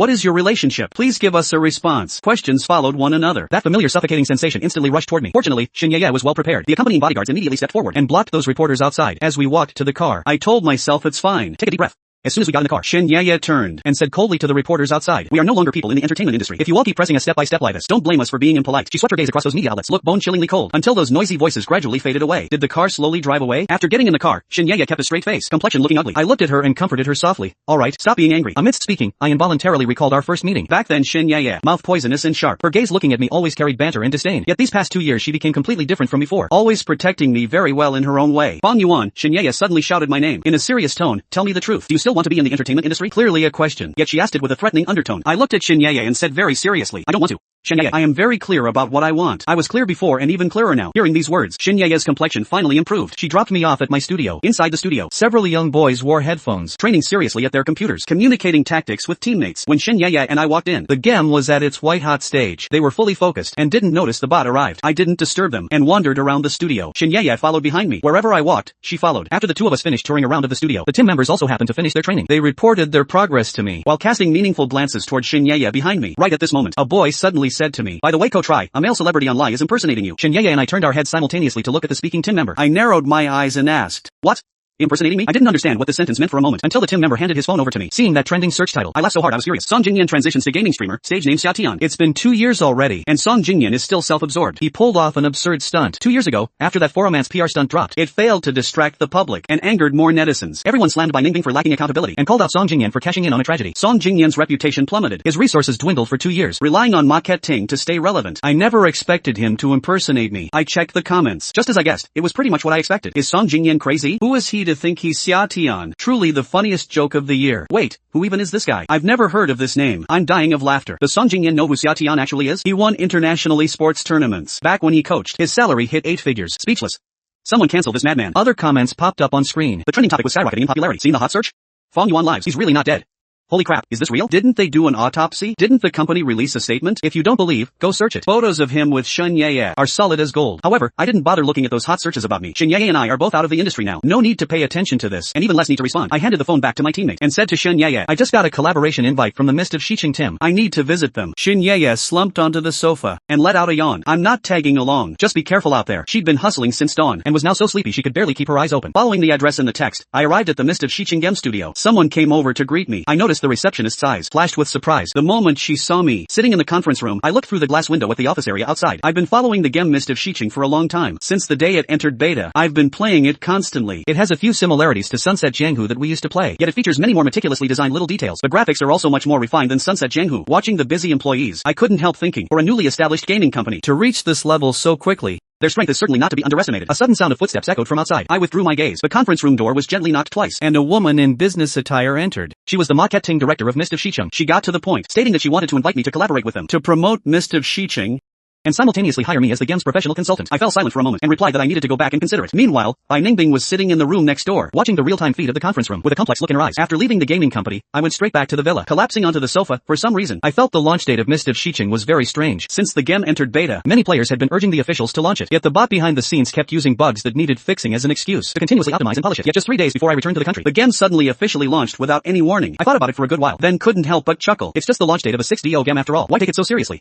Next morning, I headed out to the studio as usual, but halfway there, not far ahead, a black commercial van suddenly rushed over out of control. I frantically tried to dodge, but it was already too late. The two cars scraped violently against each other. Fortunately, the impact was weak, and nobody inside the vehicles was injured. I calmed down and took my phone, dialing the insurance company and traffic police respectively. In under 20 minutes, my car was towed away to the 4-stop. As I sat in the lounge drinking coffee, Song Jingyan actually walked in with a gloomy expression. The moment she saw me, her expression instantly twisted and turned ferocious. With bloodshot eyes, she strode forward, raised her fist, and swung at my face with a roar. "Bong Yuan, it really is you. Weren't you dead? How are you alive?" I steadily stood up, raised a hand to wipe away the blood seeping from the corner of my mouth, and a sarcastic smile appeared. "What, didn't cash in any dividends from hyping our CP back then? And now you're getting trashed by netizens again for chasing clout? You want to dump the mess of your failed schemes onto me?" My words struck her sore spot. Song Jingyan let out a roar, and lunged at me with her fists flying again. This time I was prepared. I backhanded and tightly gripped his wrist, while grabbing the hot coffee the waiter had just brought over, and poured it over her head. I coldly said, "Have some coffee, don't mention it." With that, I picked up the jacket I'd left aside, and turned to leave only to bump straight into Bai Ningbing after 2 steps. Meeting her complex eyes, I couldn't help but freeze for a second. Bai Ningbing's gaze carried a hint of worry. As she said, "I heard about the accident. I was nearby, so I checked on you." I took a subtle step back to put some distance between us, my tone indifferent and distant. "Bai Ningbing, I said it before. Everything from the past is already in the past." A trace of desolation flashed across Bai Ningbing's eyes. She gently twitched the corner of her lips. I know. Let's not talk about the past. Hearing Bai Ningbing's voice, Song Jingyan wiped his hair and walked over disheveled, putting on an affectionate face. Ningbing, have you been doing well these past 2 years? Bai Ningbing couldn't even be bothered to spare him a glance, her gaze still burning intently on me. At that moment, a cold male voice came from behind Bai Ningbing. Ningbing, trek out this car. I gave her a faint glance and prepared to walk around her and leave. Yet Bai Ningbing suddenly raised her hand and grabbed my wrist tightly. At the same time, I raised my head and instantly recognized that stunningly handsome face. Memories flashed back years ago. The day I stood soaking wet outside Bai Ningbing's doorstep. It was this very man who smilingly invited me in to sit down. Looking at Bai Yun, a familiar sense of warmth welled up in my heart. Song Jingyan, seeing Bai Yun, mistook him and Bai Ningbing for a couple. His expression turned alternately pale and livid, and with a final cold snort, he left in a huff. I wanted to take the opportunity to slip away too, but Bai Ningbing was gripping my wrist and refused to let go. Bai Yun raised an eyebrow. She spoke with interest. Aren't you going to introduce us? Bai Ningbing slowly let go of my hand, her voice sounding unnatural. Bai Yun, this is my brother, Bai Yun. I looked at Bai Yun in surprise, then back at Bai Ningbing, belatedly realizing that their facial features did indeed look somewhat similar. Only I had never paid attention to it before. Bai Yun extended a hand to me with a warm smile. Hello, I'm Bai Yun. Can I call you Yuan? I've heard Ningbing mention you before. Out of politeness, I shook his hand back. Sure. Hello, Mr. Bai. The smile on Bai Yun's lips grew more. He turned around and waved at Bai Ningbing. All right. I'm going to go check out the cars. You guys chat slowly. Scarcely had Bai Yun turned and walked away when an urgent voice came from outside the door. Xin Ye strode in quickly, grabbed me by the shoulders, and pulled me around to inspect me thoroughly up and down, her face full of anxiety. I patted her hand and soothed her. I'm fine. It was just a tiny scratch. Bai Ningbing stood aside, watching the two of us interact with such natural intimacy. Her hands at her sides clenched tightly into fists, her knuckles turning white. Shen Ye curled her lips, her tone carrying a hint of haughtiness. Alright, if you're fine, come back with me. My dad has been nagging about you. The old man has been waiting for you to go back and play games with him. Shen Ye pulled my hand and started to walk out. It was then she noticed Bai Ningbing standing nearby, like a lion whose tail had been stepped on. She instantly bristled with an unfriendly tone. Bai Ningbing, what are you doing? Bai Ningbing spoke indifferently. Got something to do with you? Shen Ye's expression darkened, her tone icy. Bai Ningbing, let me say this again. You better stay the hell away from Yuan. With that, she grabbed my hand and strode away without looking back. Back at the Shin family's old residence, Shin Ye's father, Elder Shin, immediately ran out of the study beaming from ear to ear, hurrying up to greet us. Yuan, you're finally back. I haven't played a proper game in ages. Without you here to keep me company, it just isn't the same. Shin Ye let out a snort and dragged me upstairs. We're not playing games now. She pulled me into her room, and as soon as we entered, she pushed me down onto the bed, staring with burning eyes, remaining silent for a long time. I finally had to prompt her. She finally raised her head. She studied me earnestly and calmly pulled me up. Her voice was slightly hoarse. Never mind, let's go downstairs. After lunch, until my phone notification chimed. I received an IMEO. I opened the IMEO. After reading the contents, an irrepressible smile broke out across my face. I excitedly shouted toward the living room. Shin Ye. She was sitting on the sofa, holding a tablet computer, wondering what she was busy with. Hearing my voice, she put down her tablet, walked over briskly, and asked in confusion, what is it? I stood up, brimming with elation. I got the qualification. My team passed the rounds. We can compete in this year's National Gaming Championship. Shin Ye and Elder Shin were both infected by my excitement, their faces lighting up with smiles. Back at the studio, I suddenly remembered the collaboration offer from Mr. Shichen. I picked up my phone and dialed that number. Hello, hi there.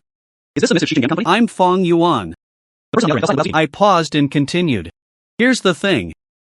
So I might not be able to collaborate with your company. Thank you again to you and your company for recognizing me. Before I could finish, the people hanging came from the other end of the line. I looked at my phone screen in bewilderment, full of confusion. Right at that moment, a text message popped up. So Mr. Fong, something came up on my end temporarily, and it wasn't very convenient to take the call. If you're willing, I can come over to your studio tomorrow to meet you. Would that be alright?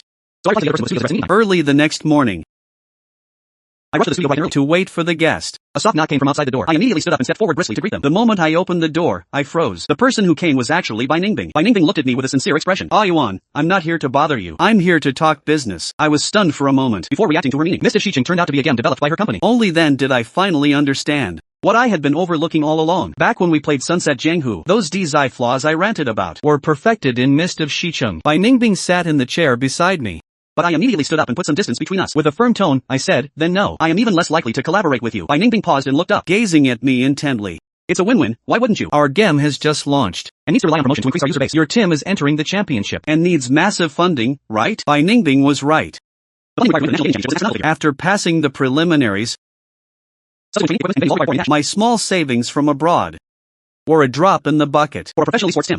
Silence for a moment. Bai Ningbing spoke softly again, her tone hinting at pleading. You did so much for me. Consider this me paying you back. Her words were like a needle, piercing fiercely into my heart, making it give a violent jolt. I stared blankly for 2 seconds, then slowly began. Bai Ningbing, I never expected you to pay me back. Bai Ningbing smiled helplessly, her eyes filled with bitterness. I know.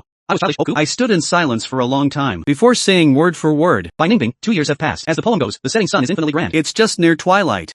Perhaps you only just realized that I once truly loved you. Perhaps you found out I did so many futile things for you, and felt indebted. I paused, meeting her eyes with a calm expression, as unperturbed as if facing an old friend I hadn't seen in years. Yet to me, Bai Ningbing, from the moment I left that roof, everything came to a final end. Let's turn the page. I don't need you to pay me back for anything, nor do I need your help with anything. I'm doing very well right now, so you should leave. I won't see you out. With that, I turned and walked toward my office. Bai Ningbing stood up and watched my retreating figure, her voice carrying a slight tremor, as she spoke with difficulty. Is he just a business collaboration out of the question? If you don't want to see me, I can have someone else handle it. My hand rested on the door handle, My pace not pausing in the slightest as I replied indifferently. We have no intention of collaborating with your company whatsoever. Please head back.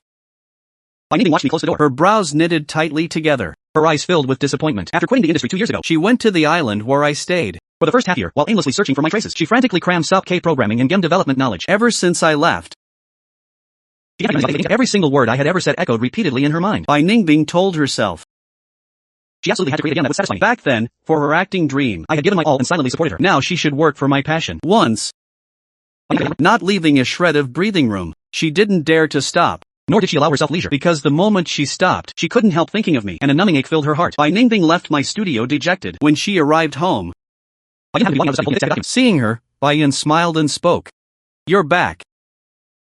Bai Ningbing looked at her brother. Hesitated for a long time, and finally couldn't help asking. GE, have you ever been in LOP? Bai Yun paused for a moment, Quickly recovered, and let out an amused laugh. Your brother is almost 30. How could I have never been? Bai Ningbing nodded, and didn't continue probing.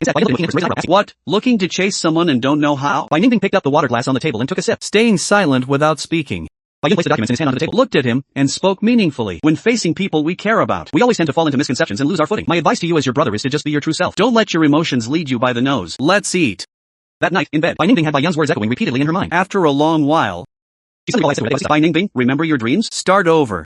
Bai Ningbing watched the sky outside the window gradually turn pale at dawn. Early next morning. She dialed a number she hadn't contacted in a long time. Ever since that day we parted ways at my studio, Bai Ningbing hadn't appeared in front of me for a very long time. So long that whenever I occasionally recall that day's scene, Yet I received things on her behalf. yet I would always receive things sent over on Bai Ningbing's behalf. Sometimes scenic postcards. Sometimes it was scenic postcards from around the world. And other times it was handwritten letters by Bai Ningbing herself. Time felt as though it had truly flowed backward to the past, except that the roles of the two of us had completely swapped. I had no extra time or energy to tangle with her. Those letters and postcards. I completely ignored it.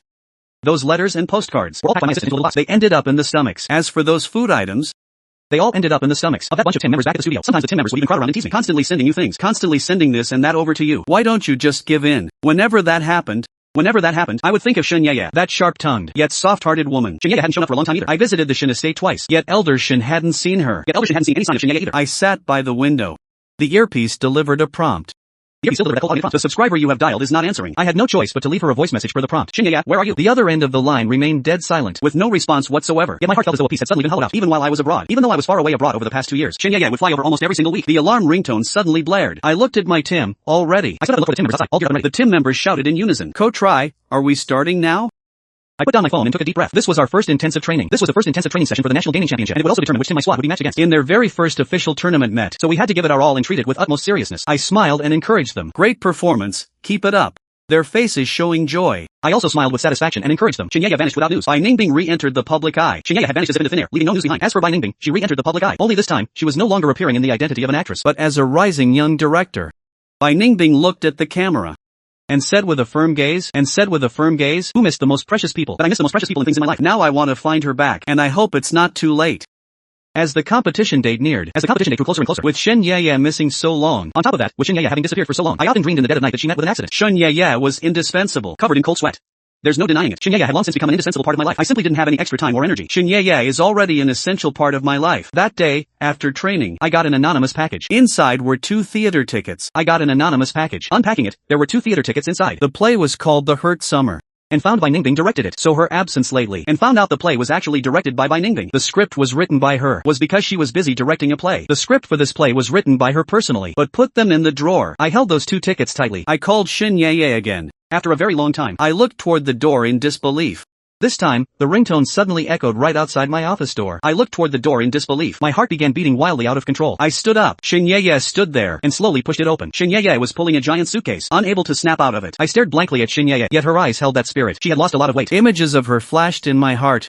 In that instant, Finally released at this moment, flashing countless images connected to her. The suppressed worry and panic in my chest. I pulled her into an embrace. My eyes instantly turned red, and unable to hold back, I stepped forward and pulled Shen Yeye into a tight embrace. Nobody knew how worried and panicked I was during this time. Suddenly, I grabbed her shoulders and pushed her away. We've been together so long. I've always been gentle. Do you know I was almost going to call the police? No matter how harsh she spoke, I've always been as gentle as if I had no temper. no matter how sharp Shen Yeye's tongue was, then snapped back to reality. And no matter how outrageous her actions, I had never yelled at her in such a fit of anger before. Shen Yeye was stunned by my reaction. reaction for a second and make you worry thud and quickly patted my back, soothing me softly, venting my emotions. She looked at the closed door, then chuckled and shook her head. I slammed the door shut, venting out all of my emotions. Shinyaya looked at the closed door in front of her. Why stay by my side for years? Ever since she left the Shin family's old residence that day, she had been letting her imagination run wild. Someone born with a silver spoon in her mouth, getting whatever she wanted. Why had she willingly stayed by my side for the past 2 years? But that morning at the studio, if at first it was just to find some amusement in me, watching my down and out jokes, then what about later? Shinyaya couldn't even figure it out herself, whether she had genuinely fallen for me. Yet that morning when she stood outside the studio, seeing Bai Ningbing sitting beside me through the glass door, Shinyaya turned off her phone. Shinyaya felt that perhaps I still hadn't let go of her, and went into no man's lands. And to give herself time too. We both needed a certain amount of time and space, and saw breathtaking landscapes. Shinyaya turned off her phone, went to Tibet with a few friends, visited the desert. Scenery should be shared with me. After a shower, she traveled a very, very long road, and saw many, many breathtaking landscapes. Her body was exhausted, yet whenever she lay down in the dead of night, seeing Bai Ningbing's interview, and her heart twitched. Scenery lie this should be shared with me. After taking a shower, and told her companions, while gazing at her phone screen, which showed the premiere teaser for that play called The Hurt Summer, she remembered sitting on the boundless grassland 3 days ago, seeing Bai Ningbing's interview. I saw her holding breakfast, wearing her arrogant smile, got on the return ride, and told her traveling companions with a firm tone, and haven't been eating properly. Shinyaya thought, and brought you some treats. Early the next morning, she walked into the office. I saw Shinyaya standing there holding breakfast. In the past, I might have bantered. I heard from your studio's little teammates that you've been sleeping here lately and haven't even been eating properly. This young lady is showing great benevolence and specially brought you some treats. Ignoring my cold face completely, she walked straight into the office and laid the breakfast out on the table one by one. In the past, I might have bantered, but right now I really wasn't in the mood. I picked up the porridge in front of me and silently started drinking. Shinyaya sat across from me, smiling, her gaze on my face. Are you too nervous to sleep well? Your dark circles are obvious. I subconsciously rubbed my eyes. Seeing me lie this, Shinyaya comforted me. It's fine, don't be nervous. You must believe in your strength. You're from a professional overseas training camp after all. There aren't many in the country who can beat you. Tonight, I'll take you out to unwind. That evening, I sat in her passenger seat, looking at the art center outside the window, and asked, Shinyaya, why did you bring me here? Shinyaya curled her lip indifferently. To watch a play, of course. To watch a play, of course. The art center's theater was already filled with quite a few people. This was Bai Ningbing's comeback production. Putting everything else aside, her professional ability was unquestionable. Plus, this was her debut performance, so naturally everyone was extra supportive. I followed Shinyaya to sit in the middle of the second row. Before the play, curtains were drawn tight, making it impossible to see what was happening inside. After a while, the announcer called out. The curtain opened. The actor didn't look like me, but her styling was a replica of me 7 years ago. Even the earring I frequently wore back then was identical. My hands resting on my lap instinctively clenched tightly. That actor was portraying the past me. Bai Ningbing adapted plots to be Shitari-driven, yet everyone could see it clearly. This was telling the Shitari of my past with her. Finally, Bai Ningbing stood center stage, seemingly immersed in the drama, yet detached from the plot. Her gaze crossed the crowd and landed precisely on me. Her voice carrying a trace of emotion. I know you have to leave. I know you have to leave, and I couldn't make you stay. Yet being able to have you pass through my life was the most beautiful encounter. The curtain fell, and the theater plunged into a few seconds of darkness. For a few seconds, no one made a sound. Everything returned to silence. After the silence, thunderous applause erupted, along with audience members whispering softly, "It's acted so well. It's acted so well." Today is also another day of crying over Fong Yuan and Bai Ningbing Shitari. The audience behind us stood up one after another to walk out, while I remained sitting in my chair, my whole body feeling heavy. After a long while, only Shinyaya and I remained. Bai Ningbing walked from backstage, standing at the very front of the stage. Across the chairs, she looked gently at me, and softly called, "Hey Yuan." This time, Shinyaya didn't flare up or stop her lie usual. She knew I had to face this personally. Accepting that past and everything before, I slowly stood up, clenched my hands at my sides, looked at Bai Ningbing, forced a calm smile, and praised her sincerely. "Bai Ningbing, your acting is still as good as ever. You'll do better in the future. Wishing you happiness." With that, I nodded at her, and turned toward the door. Shinyaya followed immediately. I didn't get into the car. I walked around it and kept going, watching my back. Shinyaya shouted, "Fong Yuan." My steps moving forward paused. Before I knew it, the corners of my eyes were already red. I took a breath to steady myself, turned to look at her, my voice carrying a trace of imperceptible trembling. "Shinyaya, what do you take me for? An object that can be pushed around and tossed aside at will?" I gave a self-deprecating, light chuckle. "You used to think toying with me was fun." Hearing this, Shinyaya realized I misunderstood. She hurried over, clasped my hand, dropped her playfulness, and looked at me with incomparable earnestness. "Mama, we've known each other so long. I thought I knew you well, but what about you? You say you've let go. You always say you've let go. Yet when you received the thing she sent, you still zoned out and hesitated. You have never truly faced that past calmly, have you?" After boarding the plane to Beijing, I fell asleep quickly. In my dream, I saw Shinyaya. She was still saying the exact same things to me in that tone. Yet she didn't know that while she had vanished, I had long since figured out my own heart. That past period did indeed leave an indelible mark on my heart, but I can face anyone now. I haven't loved the wrong people a few times in this lifetime yet. The plane landed. I opened my eyes, first glanced at the empty seat beside me, then looked toward a corner. Shinyaya was wearing a mask and a baseball cap, sitting in the cramped economy seat, her gaze fixed straight in my direction. Clearly she had been angrily saying she wouldn't come earlier, yet in the end she still sneaked along. I stood up and led the team members outward. Shinyaya also silently got up and followed behind us. On the second day in Beijing, the entire esports team entered closed-off training, cutting off all contact with the outside world. Before shutting down my phone, I sent Shinyaya a message. "Shinyaya, wait until the med is over, and I will give you my answer." When Shinyaya received the message, she sat in the car in a daze. Seeing the words on her phone screen, she suddenly smiled. smiled, and the gloom in the depths of her eyes was swept away. Right at that moment, Bai Ningbing's figure appeared on the electronic billboard by the roadside. The once proud best actress seemed like a completely different person after her comeback. If the former Bai Ningbing only had her acting ideals in her eyes, now, her eyes only held me. For my sake, she could do many things she would never have done before. For instance, personally taking the lead to develop a 6D game, and for another instance, in order to be able to see me, actively serving as the spokesperson for this gaming competition. Actually, I knew West City Fog was developed by Bai Ningbing, so I guessed I would see her at the tournament. I just didn't expect her to appear not as a gaming company but under the guise of an image ambassador. Inside the restaurant, Bai Ningbing held a glass of red wine, walked slowly toward me with a gentle gaze. "Hey, wishing you a smooth competition." I picked up the glass on the table, tapped it against hers, and said softly, "Thank you." I took a small sip of wine, then beckoned for the teammates behind me to take their seats. The young members kept glancing back and forth between me and Bai Ningbing, eyes full of vigilance. Bai Ningbing sat across from me, and several times, as she opened her mouth to speak, the teammates beside us would cut in first. "These chicken wings are delicious. Want to try one? Ko try. This bread is soft. Have a piece. Ko try. My pasta is amazing. I'll see some." I gave them a look, and the young boys immediately shut their mouths, and ate obediently. I understood they were deliberately helping me out of an awkward spot. I looked at Bai Ningbing, and smiled apologetically. "Sorry, they're still young. Please don't mind them." Bai Ningbing was stunned for a moment, then shook her head. "It's fine." I didn't speak further and lowered my head to eat intently. After the meal, I went for a walk in the resort's garden. Just as I turned around to head back, I ran into Bai Ningbing once more. She was holding a bouquet of yellow roses, calling out from afar, "Hey Yuan." I stood my ground without moving. Bai Ningbing slowly walked closer, her voice low. "It feels like even now I've never properly apologized to you. Yet I still want to sincerely say I'm sorry." My gaze fell on her face, clearly seeing those charming peach blossom eyes of hers, filled with heartache and guilt. You could tell she was apologizing with genuine sincerity this time. "I didn't know, Fang Yuan. I didn't know you suffered so much." I smiled, cutting her off. "Bai Ningbing, I accept your apology.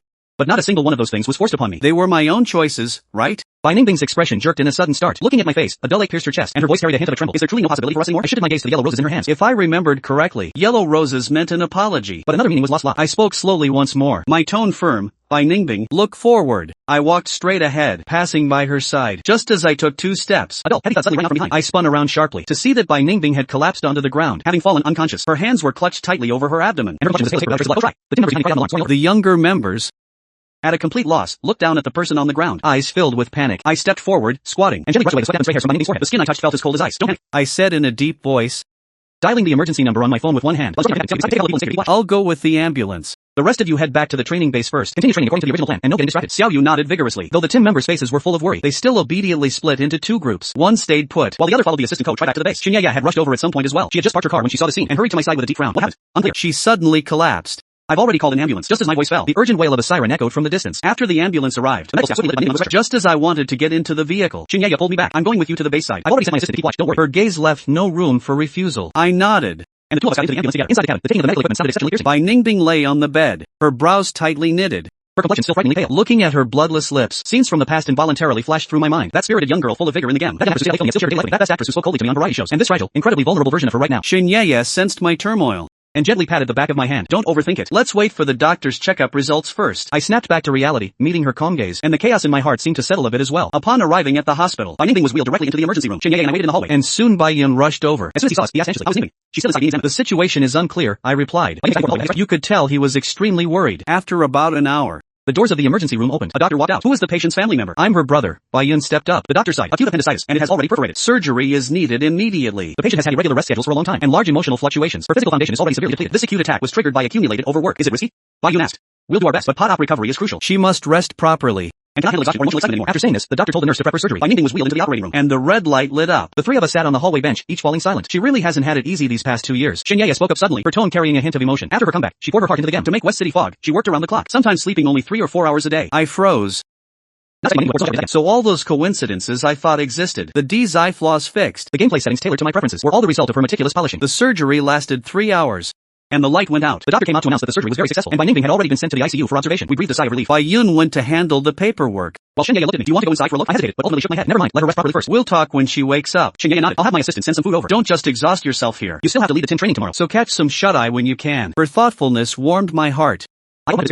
Early the next morning, after arranging the Tim's training, I came back to the hospital. Bai Ningbing had already been transferred to a regular ward, and was still sleeping, with Bai Yun sitting by the bed keeping watch. Seeing me arrive, he stood up. "You're here." The doctor said you woke up once ago and went back to sleep. I walked to the bedside, watching her sleep soundly. She looked better than yesterday, though still exhausted. Actually, Ningbing has always had a lot of regrets. Bai Yun spoke up suddenly. Ever since she found out the truth, she's lived in guilt, and also giving herself closure. She always said she had trusted a little more back then, and been less proud. They wouldn't have missed so much. I remained silent, a whirlpool of mixed emotions in my heart. Those hurts from the past were real, but it's just that some missed connections, once they happen, can never be salvaged again. "Fang Yuan, I know the past is gone." Bai Yun looked at me sincerely. "But I still hope you two can untie the knot in your hearts, and each lie in peace." I nodded. "I understand." By noon, Bai Ningbing woke up, opening her eyes. She saw me, a flash of surprise crossing her eyes, which then returned to calm. Her voice was very raspy. "How do you feel?" "Not bad." She nodded, her gaze on me, carrying complex emotions. Xinyaya walked in carrying some newly bought porridge, breaking the ward's silence. Doctor said since you had surgery, you can only eat something light. I bought millet porridge. She placed the porridge on the bedside table, her tone flat, emotionless. Bai Ningbing looked at her and softly muttered thanks.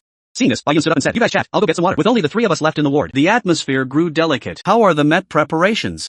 With mixed emotions. Modern urban esports training and entertainment industry. All character names and honorifics strictly maintain per context rules. Translation side, natural spoken English, precise character links. I bought millet porridge. She placed it on the nightstand. Her tone was flat and calm. Bai Ningbing looked at her and softly said thank you. Bai Yun stood up and said, only the three of us were left in the ward. The atmosphere was awkward. How's the competition prep? Bai Ningbing broke the silence. It went well. We made the finals. I replied, that's good. He smiled, relief in his eyes. I look forward to your performance. Xin Yeye stood by, silent, just watching us quietly. I knew things needed clearing up. Bai Ningbing, I looked at him calmly. The past is in the past. Don't keep dwelling on it. Nor do you need to feel you owe me anything. The choice back then was my own making. I should bear the consequences myself. Bai Ningbing froze, eyes red. But I treated you so badly. You didn't know the truth. I don't blame you. I interrupted. We were all young, stubborn and proud. Necessary parts of growing up. Now you have your career. And I've found my path. This is really good. Xin Yeye nodded beside me, approval in her eyes. Bai Ningbing looked at me. Tears spilled from her eyes. Fang Yuan, I'm truly sorry. I accept your apology. I smiled. But we can only go this far. She nodded. I understand.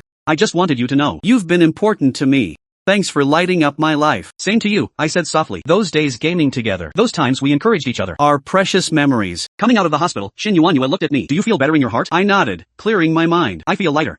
That's good. She smiled. Finals are starting. Get ready. Don't let me down. Over the next few days, I threw myself into training. The team members were in top shape and high spirits. On Bai Ningbing's side, Bai Yun said he's recovering. He could already get out of bed and move around. He just still needed quiet rest. I didn't go back to the hospital. I had Bai Yun pass my wishes. The day of the National Gaming Tournament finals finally arrived. The venue was packed with lights. Fans' cheers echoed continuously. My team wore our jerseys, standing spiritedly by the side of the arena with determined eyes. Our opponents were last year's defending champions, strong opponents with a fierce playing style. As the Mets started, they launched a fierce attack. We fell onto the defensive. In the first game, we regrettably lost. The team members' moods were a bit low. I patted them. It's fine. The first game was probing. We've already figured out their strategy. Adjust tactics and play hard. In game 2, we changed tactics. The jungler flanked and ambushed. Marksman dealt damage. Support shielded. The backline quickly pulled one game back. Warm applause filled the venue. Xin Yeye sat in the front row, giving us a thumbs up. In game 3, we traded blows. The score seesawed, making it exceptionally intense. With the last 5 minutes remaining, our crystal was low on health. Opponents launched a final attack. At this critical moment, our jungler caught a mistake, initiating as the marksman went wild. Support blocked the fatal damage. Kill. I shouted into the mic, excitement in my voice. As the last skill dropped, the crystal was destroyed. Victory appeared on the screen. The venue instantly erupted. Teammates hugged and wept. I couldn't help but tear up too. We won. We won the championship. On the stage, I accepted the heavy trophy. Lights focused on me. Applause was deafening. I looked toward the audience. Bai Ningbing sat in the corner, wearing a simple dress, giving a gentle nod, relief on her face. Then she stood up and quietly left the venue. At that moment, I knew all the grievances and entanglements between us, all regrets and obsessions, had come to an end along with this match, drawing a full stop. At the celebration banquet, teammates toasted each other excitedly, talking about the hardships and difficulties of these days. Xin Yeye walked over with a glass, arching an eyebrow. Ko-try, congrats. You won the national championship, and thank you. I looked at her, eyes grateful. If it weren't for you, I wouldn't have made it. What are you thanking me for? She smiled. You have the ability. And the team worked hard. However, changing the topic, her gaze turned serious. Now that it's over, shouldn't you answer me? I looked at her, anticipation in my eyes. A warm current surged in my heart. During this time, she had quietly stayed by my side, supporting my career and taking care of my life. My feelings were settled long ago. Chen Yaye. I clinked my glass with hers, my tone firm and earnest. Please advise me for life. She froze, then smiled, eyes curved, starlight in her eyes. Oko, Fang Yuan, please advise me for the rest of my life. Ripples splashing from the drinks, reflecting the deep affection in each other's eyes. At this moment, all the waiting and persistence found a home. After the celebration banquet, Xin Yuanyue and I walked home together. Night grew deeper. Street lights stretched our shadows. Any plans for next? Xin Yeye asked. I want to set up my own esports club. I said, to nurture more potential young players, so they can also achieve their esports dreams. Alright, he strongly supported. I'll help you manage operations. Let's grow the club together. I held her hand, my heart filled with longing. With her by my side, I believed we could overcome all. Over the next months, we began preparing the esports club, finding venues, recruiting staff, selecting players. Everything was proceeding in an orderly manner. Relying on her exceptional business mind and connections, Xin Yuanyue secured quite a few sponsorships, solving financial issues. After Bai Ningbing left hospital, she devoted herself entirely to film shooting. After transitioning to a director, her first Mu-6 in those times received great attention. The film told the Shitari of a young couple on their dream-chasing path, meeting, falling in love, missing each other and reuniting. Delicate plot, beautiful visuals, reaping both praise and box office success after release, winning many awards. Xin Yuanyue and I also went to the cinema to watch it. Walking out, she looked at me. What do you think? Touching. She is very talented. The Shitari reminded me of the past. Only we didn't have the reunion ending lie in the Mu-6, but I have no regrets because I've already found my own happiness. Half a year later, my esports club was officially established. Named Chasing Dreams. Many esports veterans and media reporters came to the opening day. Bai Ningbing also sent a flower basket through her assistant with a card that read, Wishing Chasing Dreams Club to get better and better. Bong Yuan, bright future ahead. I smiled at the card, Asking the assistant to set the flower basket up. the past is past. Now we are all striving in our respective fields. That is enough. The club operated smoothly. The selected players all had great potential. Under her management, work was well organized. As for me, I focused on player training. With rich experience and professional guidance, the players' skills improved rapidly, Achieving good results in several minor tournaments. Occasionally I saw news about Bai Ningbing. There was a new suitor, a scholar, refined and gentle. Extremely knowledgeable. They met at a charity event, sharing common interests and getting along harmoniously. In the news, Bai Ningbing smiled gently and happily. That kind of smile was an ease and relief I had never seen. When Xin Yuanyue saw these news reports, she would smile and say, "Look, she has also found her own happiness." I nodded. I was sincerely happy for her. A year later, at a gala, Xin Yuanyue and I attended as representatives of Chasing Dreams Club. At the gala, I unexpectedly ran into Bai Ningbing and her partner. She wore a formal dress, Demeanor gentle and composed. Seeing us, she walked over with a smile to greet us. "Bong Yuan, Miss Xin, hello. Long time no see, Director Bai," I smiled back. Xin yeah said generously. "Director Bai, congrats, winning another major award recently." "Thank you." Bai Ningbing smiled, gesturing to the man beside her. "Let me introduce you. This is my husband, Linjia." Linjia smiled politely. "Hello. I hear Lin Bing mention you." "Hello Mr. Lin." We greeted him. No awkwardness, no resentment. Only peace after a long parting. We chatted about our lives, talking about the days of playing games together back then, talking about the growth and changes over the years. Bai Ningbing said, she rarely thought of past pain, just wanting to cherish the happiness of the present. Linjia looked at her gently, his eyes full of affection. "Time flies," Bai Ningbing sighed, remembering back in the game. We climbed to Challenger together. "I really miss those days." "Yeah," I smiled and said, "those are precious memories." Halfway through the gala, Bai Ningbing pulled Linjia over to Xin Yuanyue and me, smiling. "Fong Yuan, Miss Shun, Linjia and I are marrying. We hope you come to our wedding." "Congratulations," Xin Yuanyue and I said. "We'll definitely be there." Seeing Bai Ningbing's happiness, my heart was completely clear. Some people teach us to grow. Some regrets and stories are meant to make us cherish the present more. The shittery of Meng Mingyue and Bai Ningbing had long since ended, but the lives of Fong Yuan and Xin Yuanyue were just beginning a new chapter. Bai Ningbing's wedding was warm, inviting only close friends, without too much media hype. Xin Yuanyue and I arrived, offering our blessings. At the wedding, Bai Ningbing wore a white wedding dress, holding Linjia's arm, her eyes filled with joy. When the pastor asked if she was willing to marry Linjia, she answered without hesitation, "I do." At that moment, I knew she had truly let go of the past, starting life. After the wedding, Xin Yuanyue and I left together. The sunlight was just right and the breeze gentle. Xin Yuanyue held my hand. "Bong Yuan, let's marry too." I stopped and turned around. Seeing the hope in her eyes, smiling, I nodded. "Oh cool." Our wedding wasn't over the top. We invited friends and club members. On the wedding day, teammates teased us to tell our lapshitari. Xin Yuanyue generously said, "We fought before we knew each other, from looking down on each other to being inseparable. Fate is truly wonderful." I looked at her, my heart filled with gratitude, thanking destiny for meeting, thanking her for not leaving when times were hardest, thanking her for chasing dreams and weathering storms together. Pot marriage life was happy. I still focused on the club's training work, while Xin Yuanyue continued managing club operations. We supported and understood each other. Days were fulfilling and sweet. Occasionally I would take Xin Yuanyue to visit Grandpa Shen. The old man was robust, still playing games with us, always shouting to compete, yet always losing willingly. The club's players also became more and more outstanding, achieving frequent success in domestic and international competitions. Chasing Dreams Club also became one of the top esports clubs domestically. Many young people regarded our club as a cradle of dreams, coming to sign up for trials. Bai Ningbing and Linjia also lived happily after marriage. She focused on film creation. Every work could bring surprises to the audience. Linjia supported her career. The two became an exemplary couple envied by everyone in the circle. Years later, at an international tournament, our team won the championship once again. Standing on the podium watching the national flag rise, listening to the national anthem play, my heart was filled with pride. Xin Yuanyue stood below, smiling with tear-filled eyes. After the ceremony ended, Xin Yuanyue and I walked out of the venue together. Charming night with dazzling starlight, Fong Yuan. Xin Yuanyue leaned on my shoulder, whispering, "Wonderful, we walked here together." Yeah, I hugged her tight. Having you is wonderful. Looking back at the past, those past pains and regrets turned into medals of growth. We have both become better versions of ourselves through years of polishing and found our own happiness. Some people are destined to only accompany us through a stage of life. Some stories are destined to leave regrets, but precisely because of these encounters and misses, these regrets and growth, they make our life complete. For the rest, no talk of owing. Living up to the encounter, wishing each other well, peaceful through the years, and Xin Yuanyue and I will keep walking hand in hand on the path of chasing dreams, supporting and warming each other, spending every spring, summer,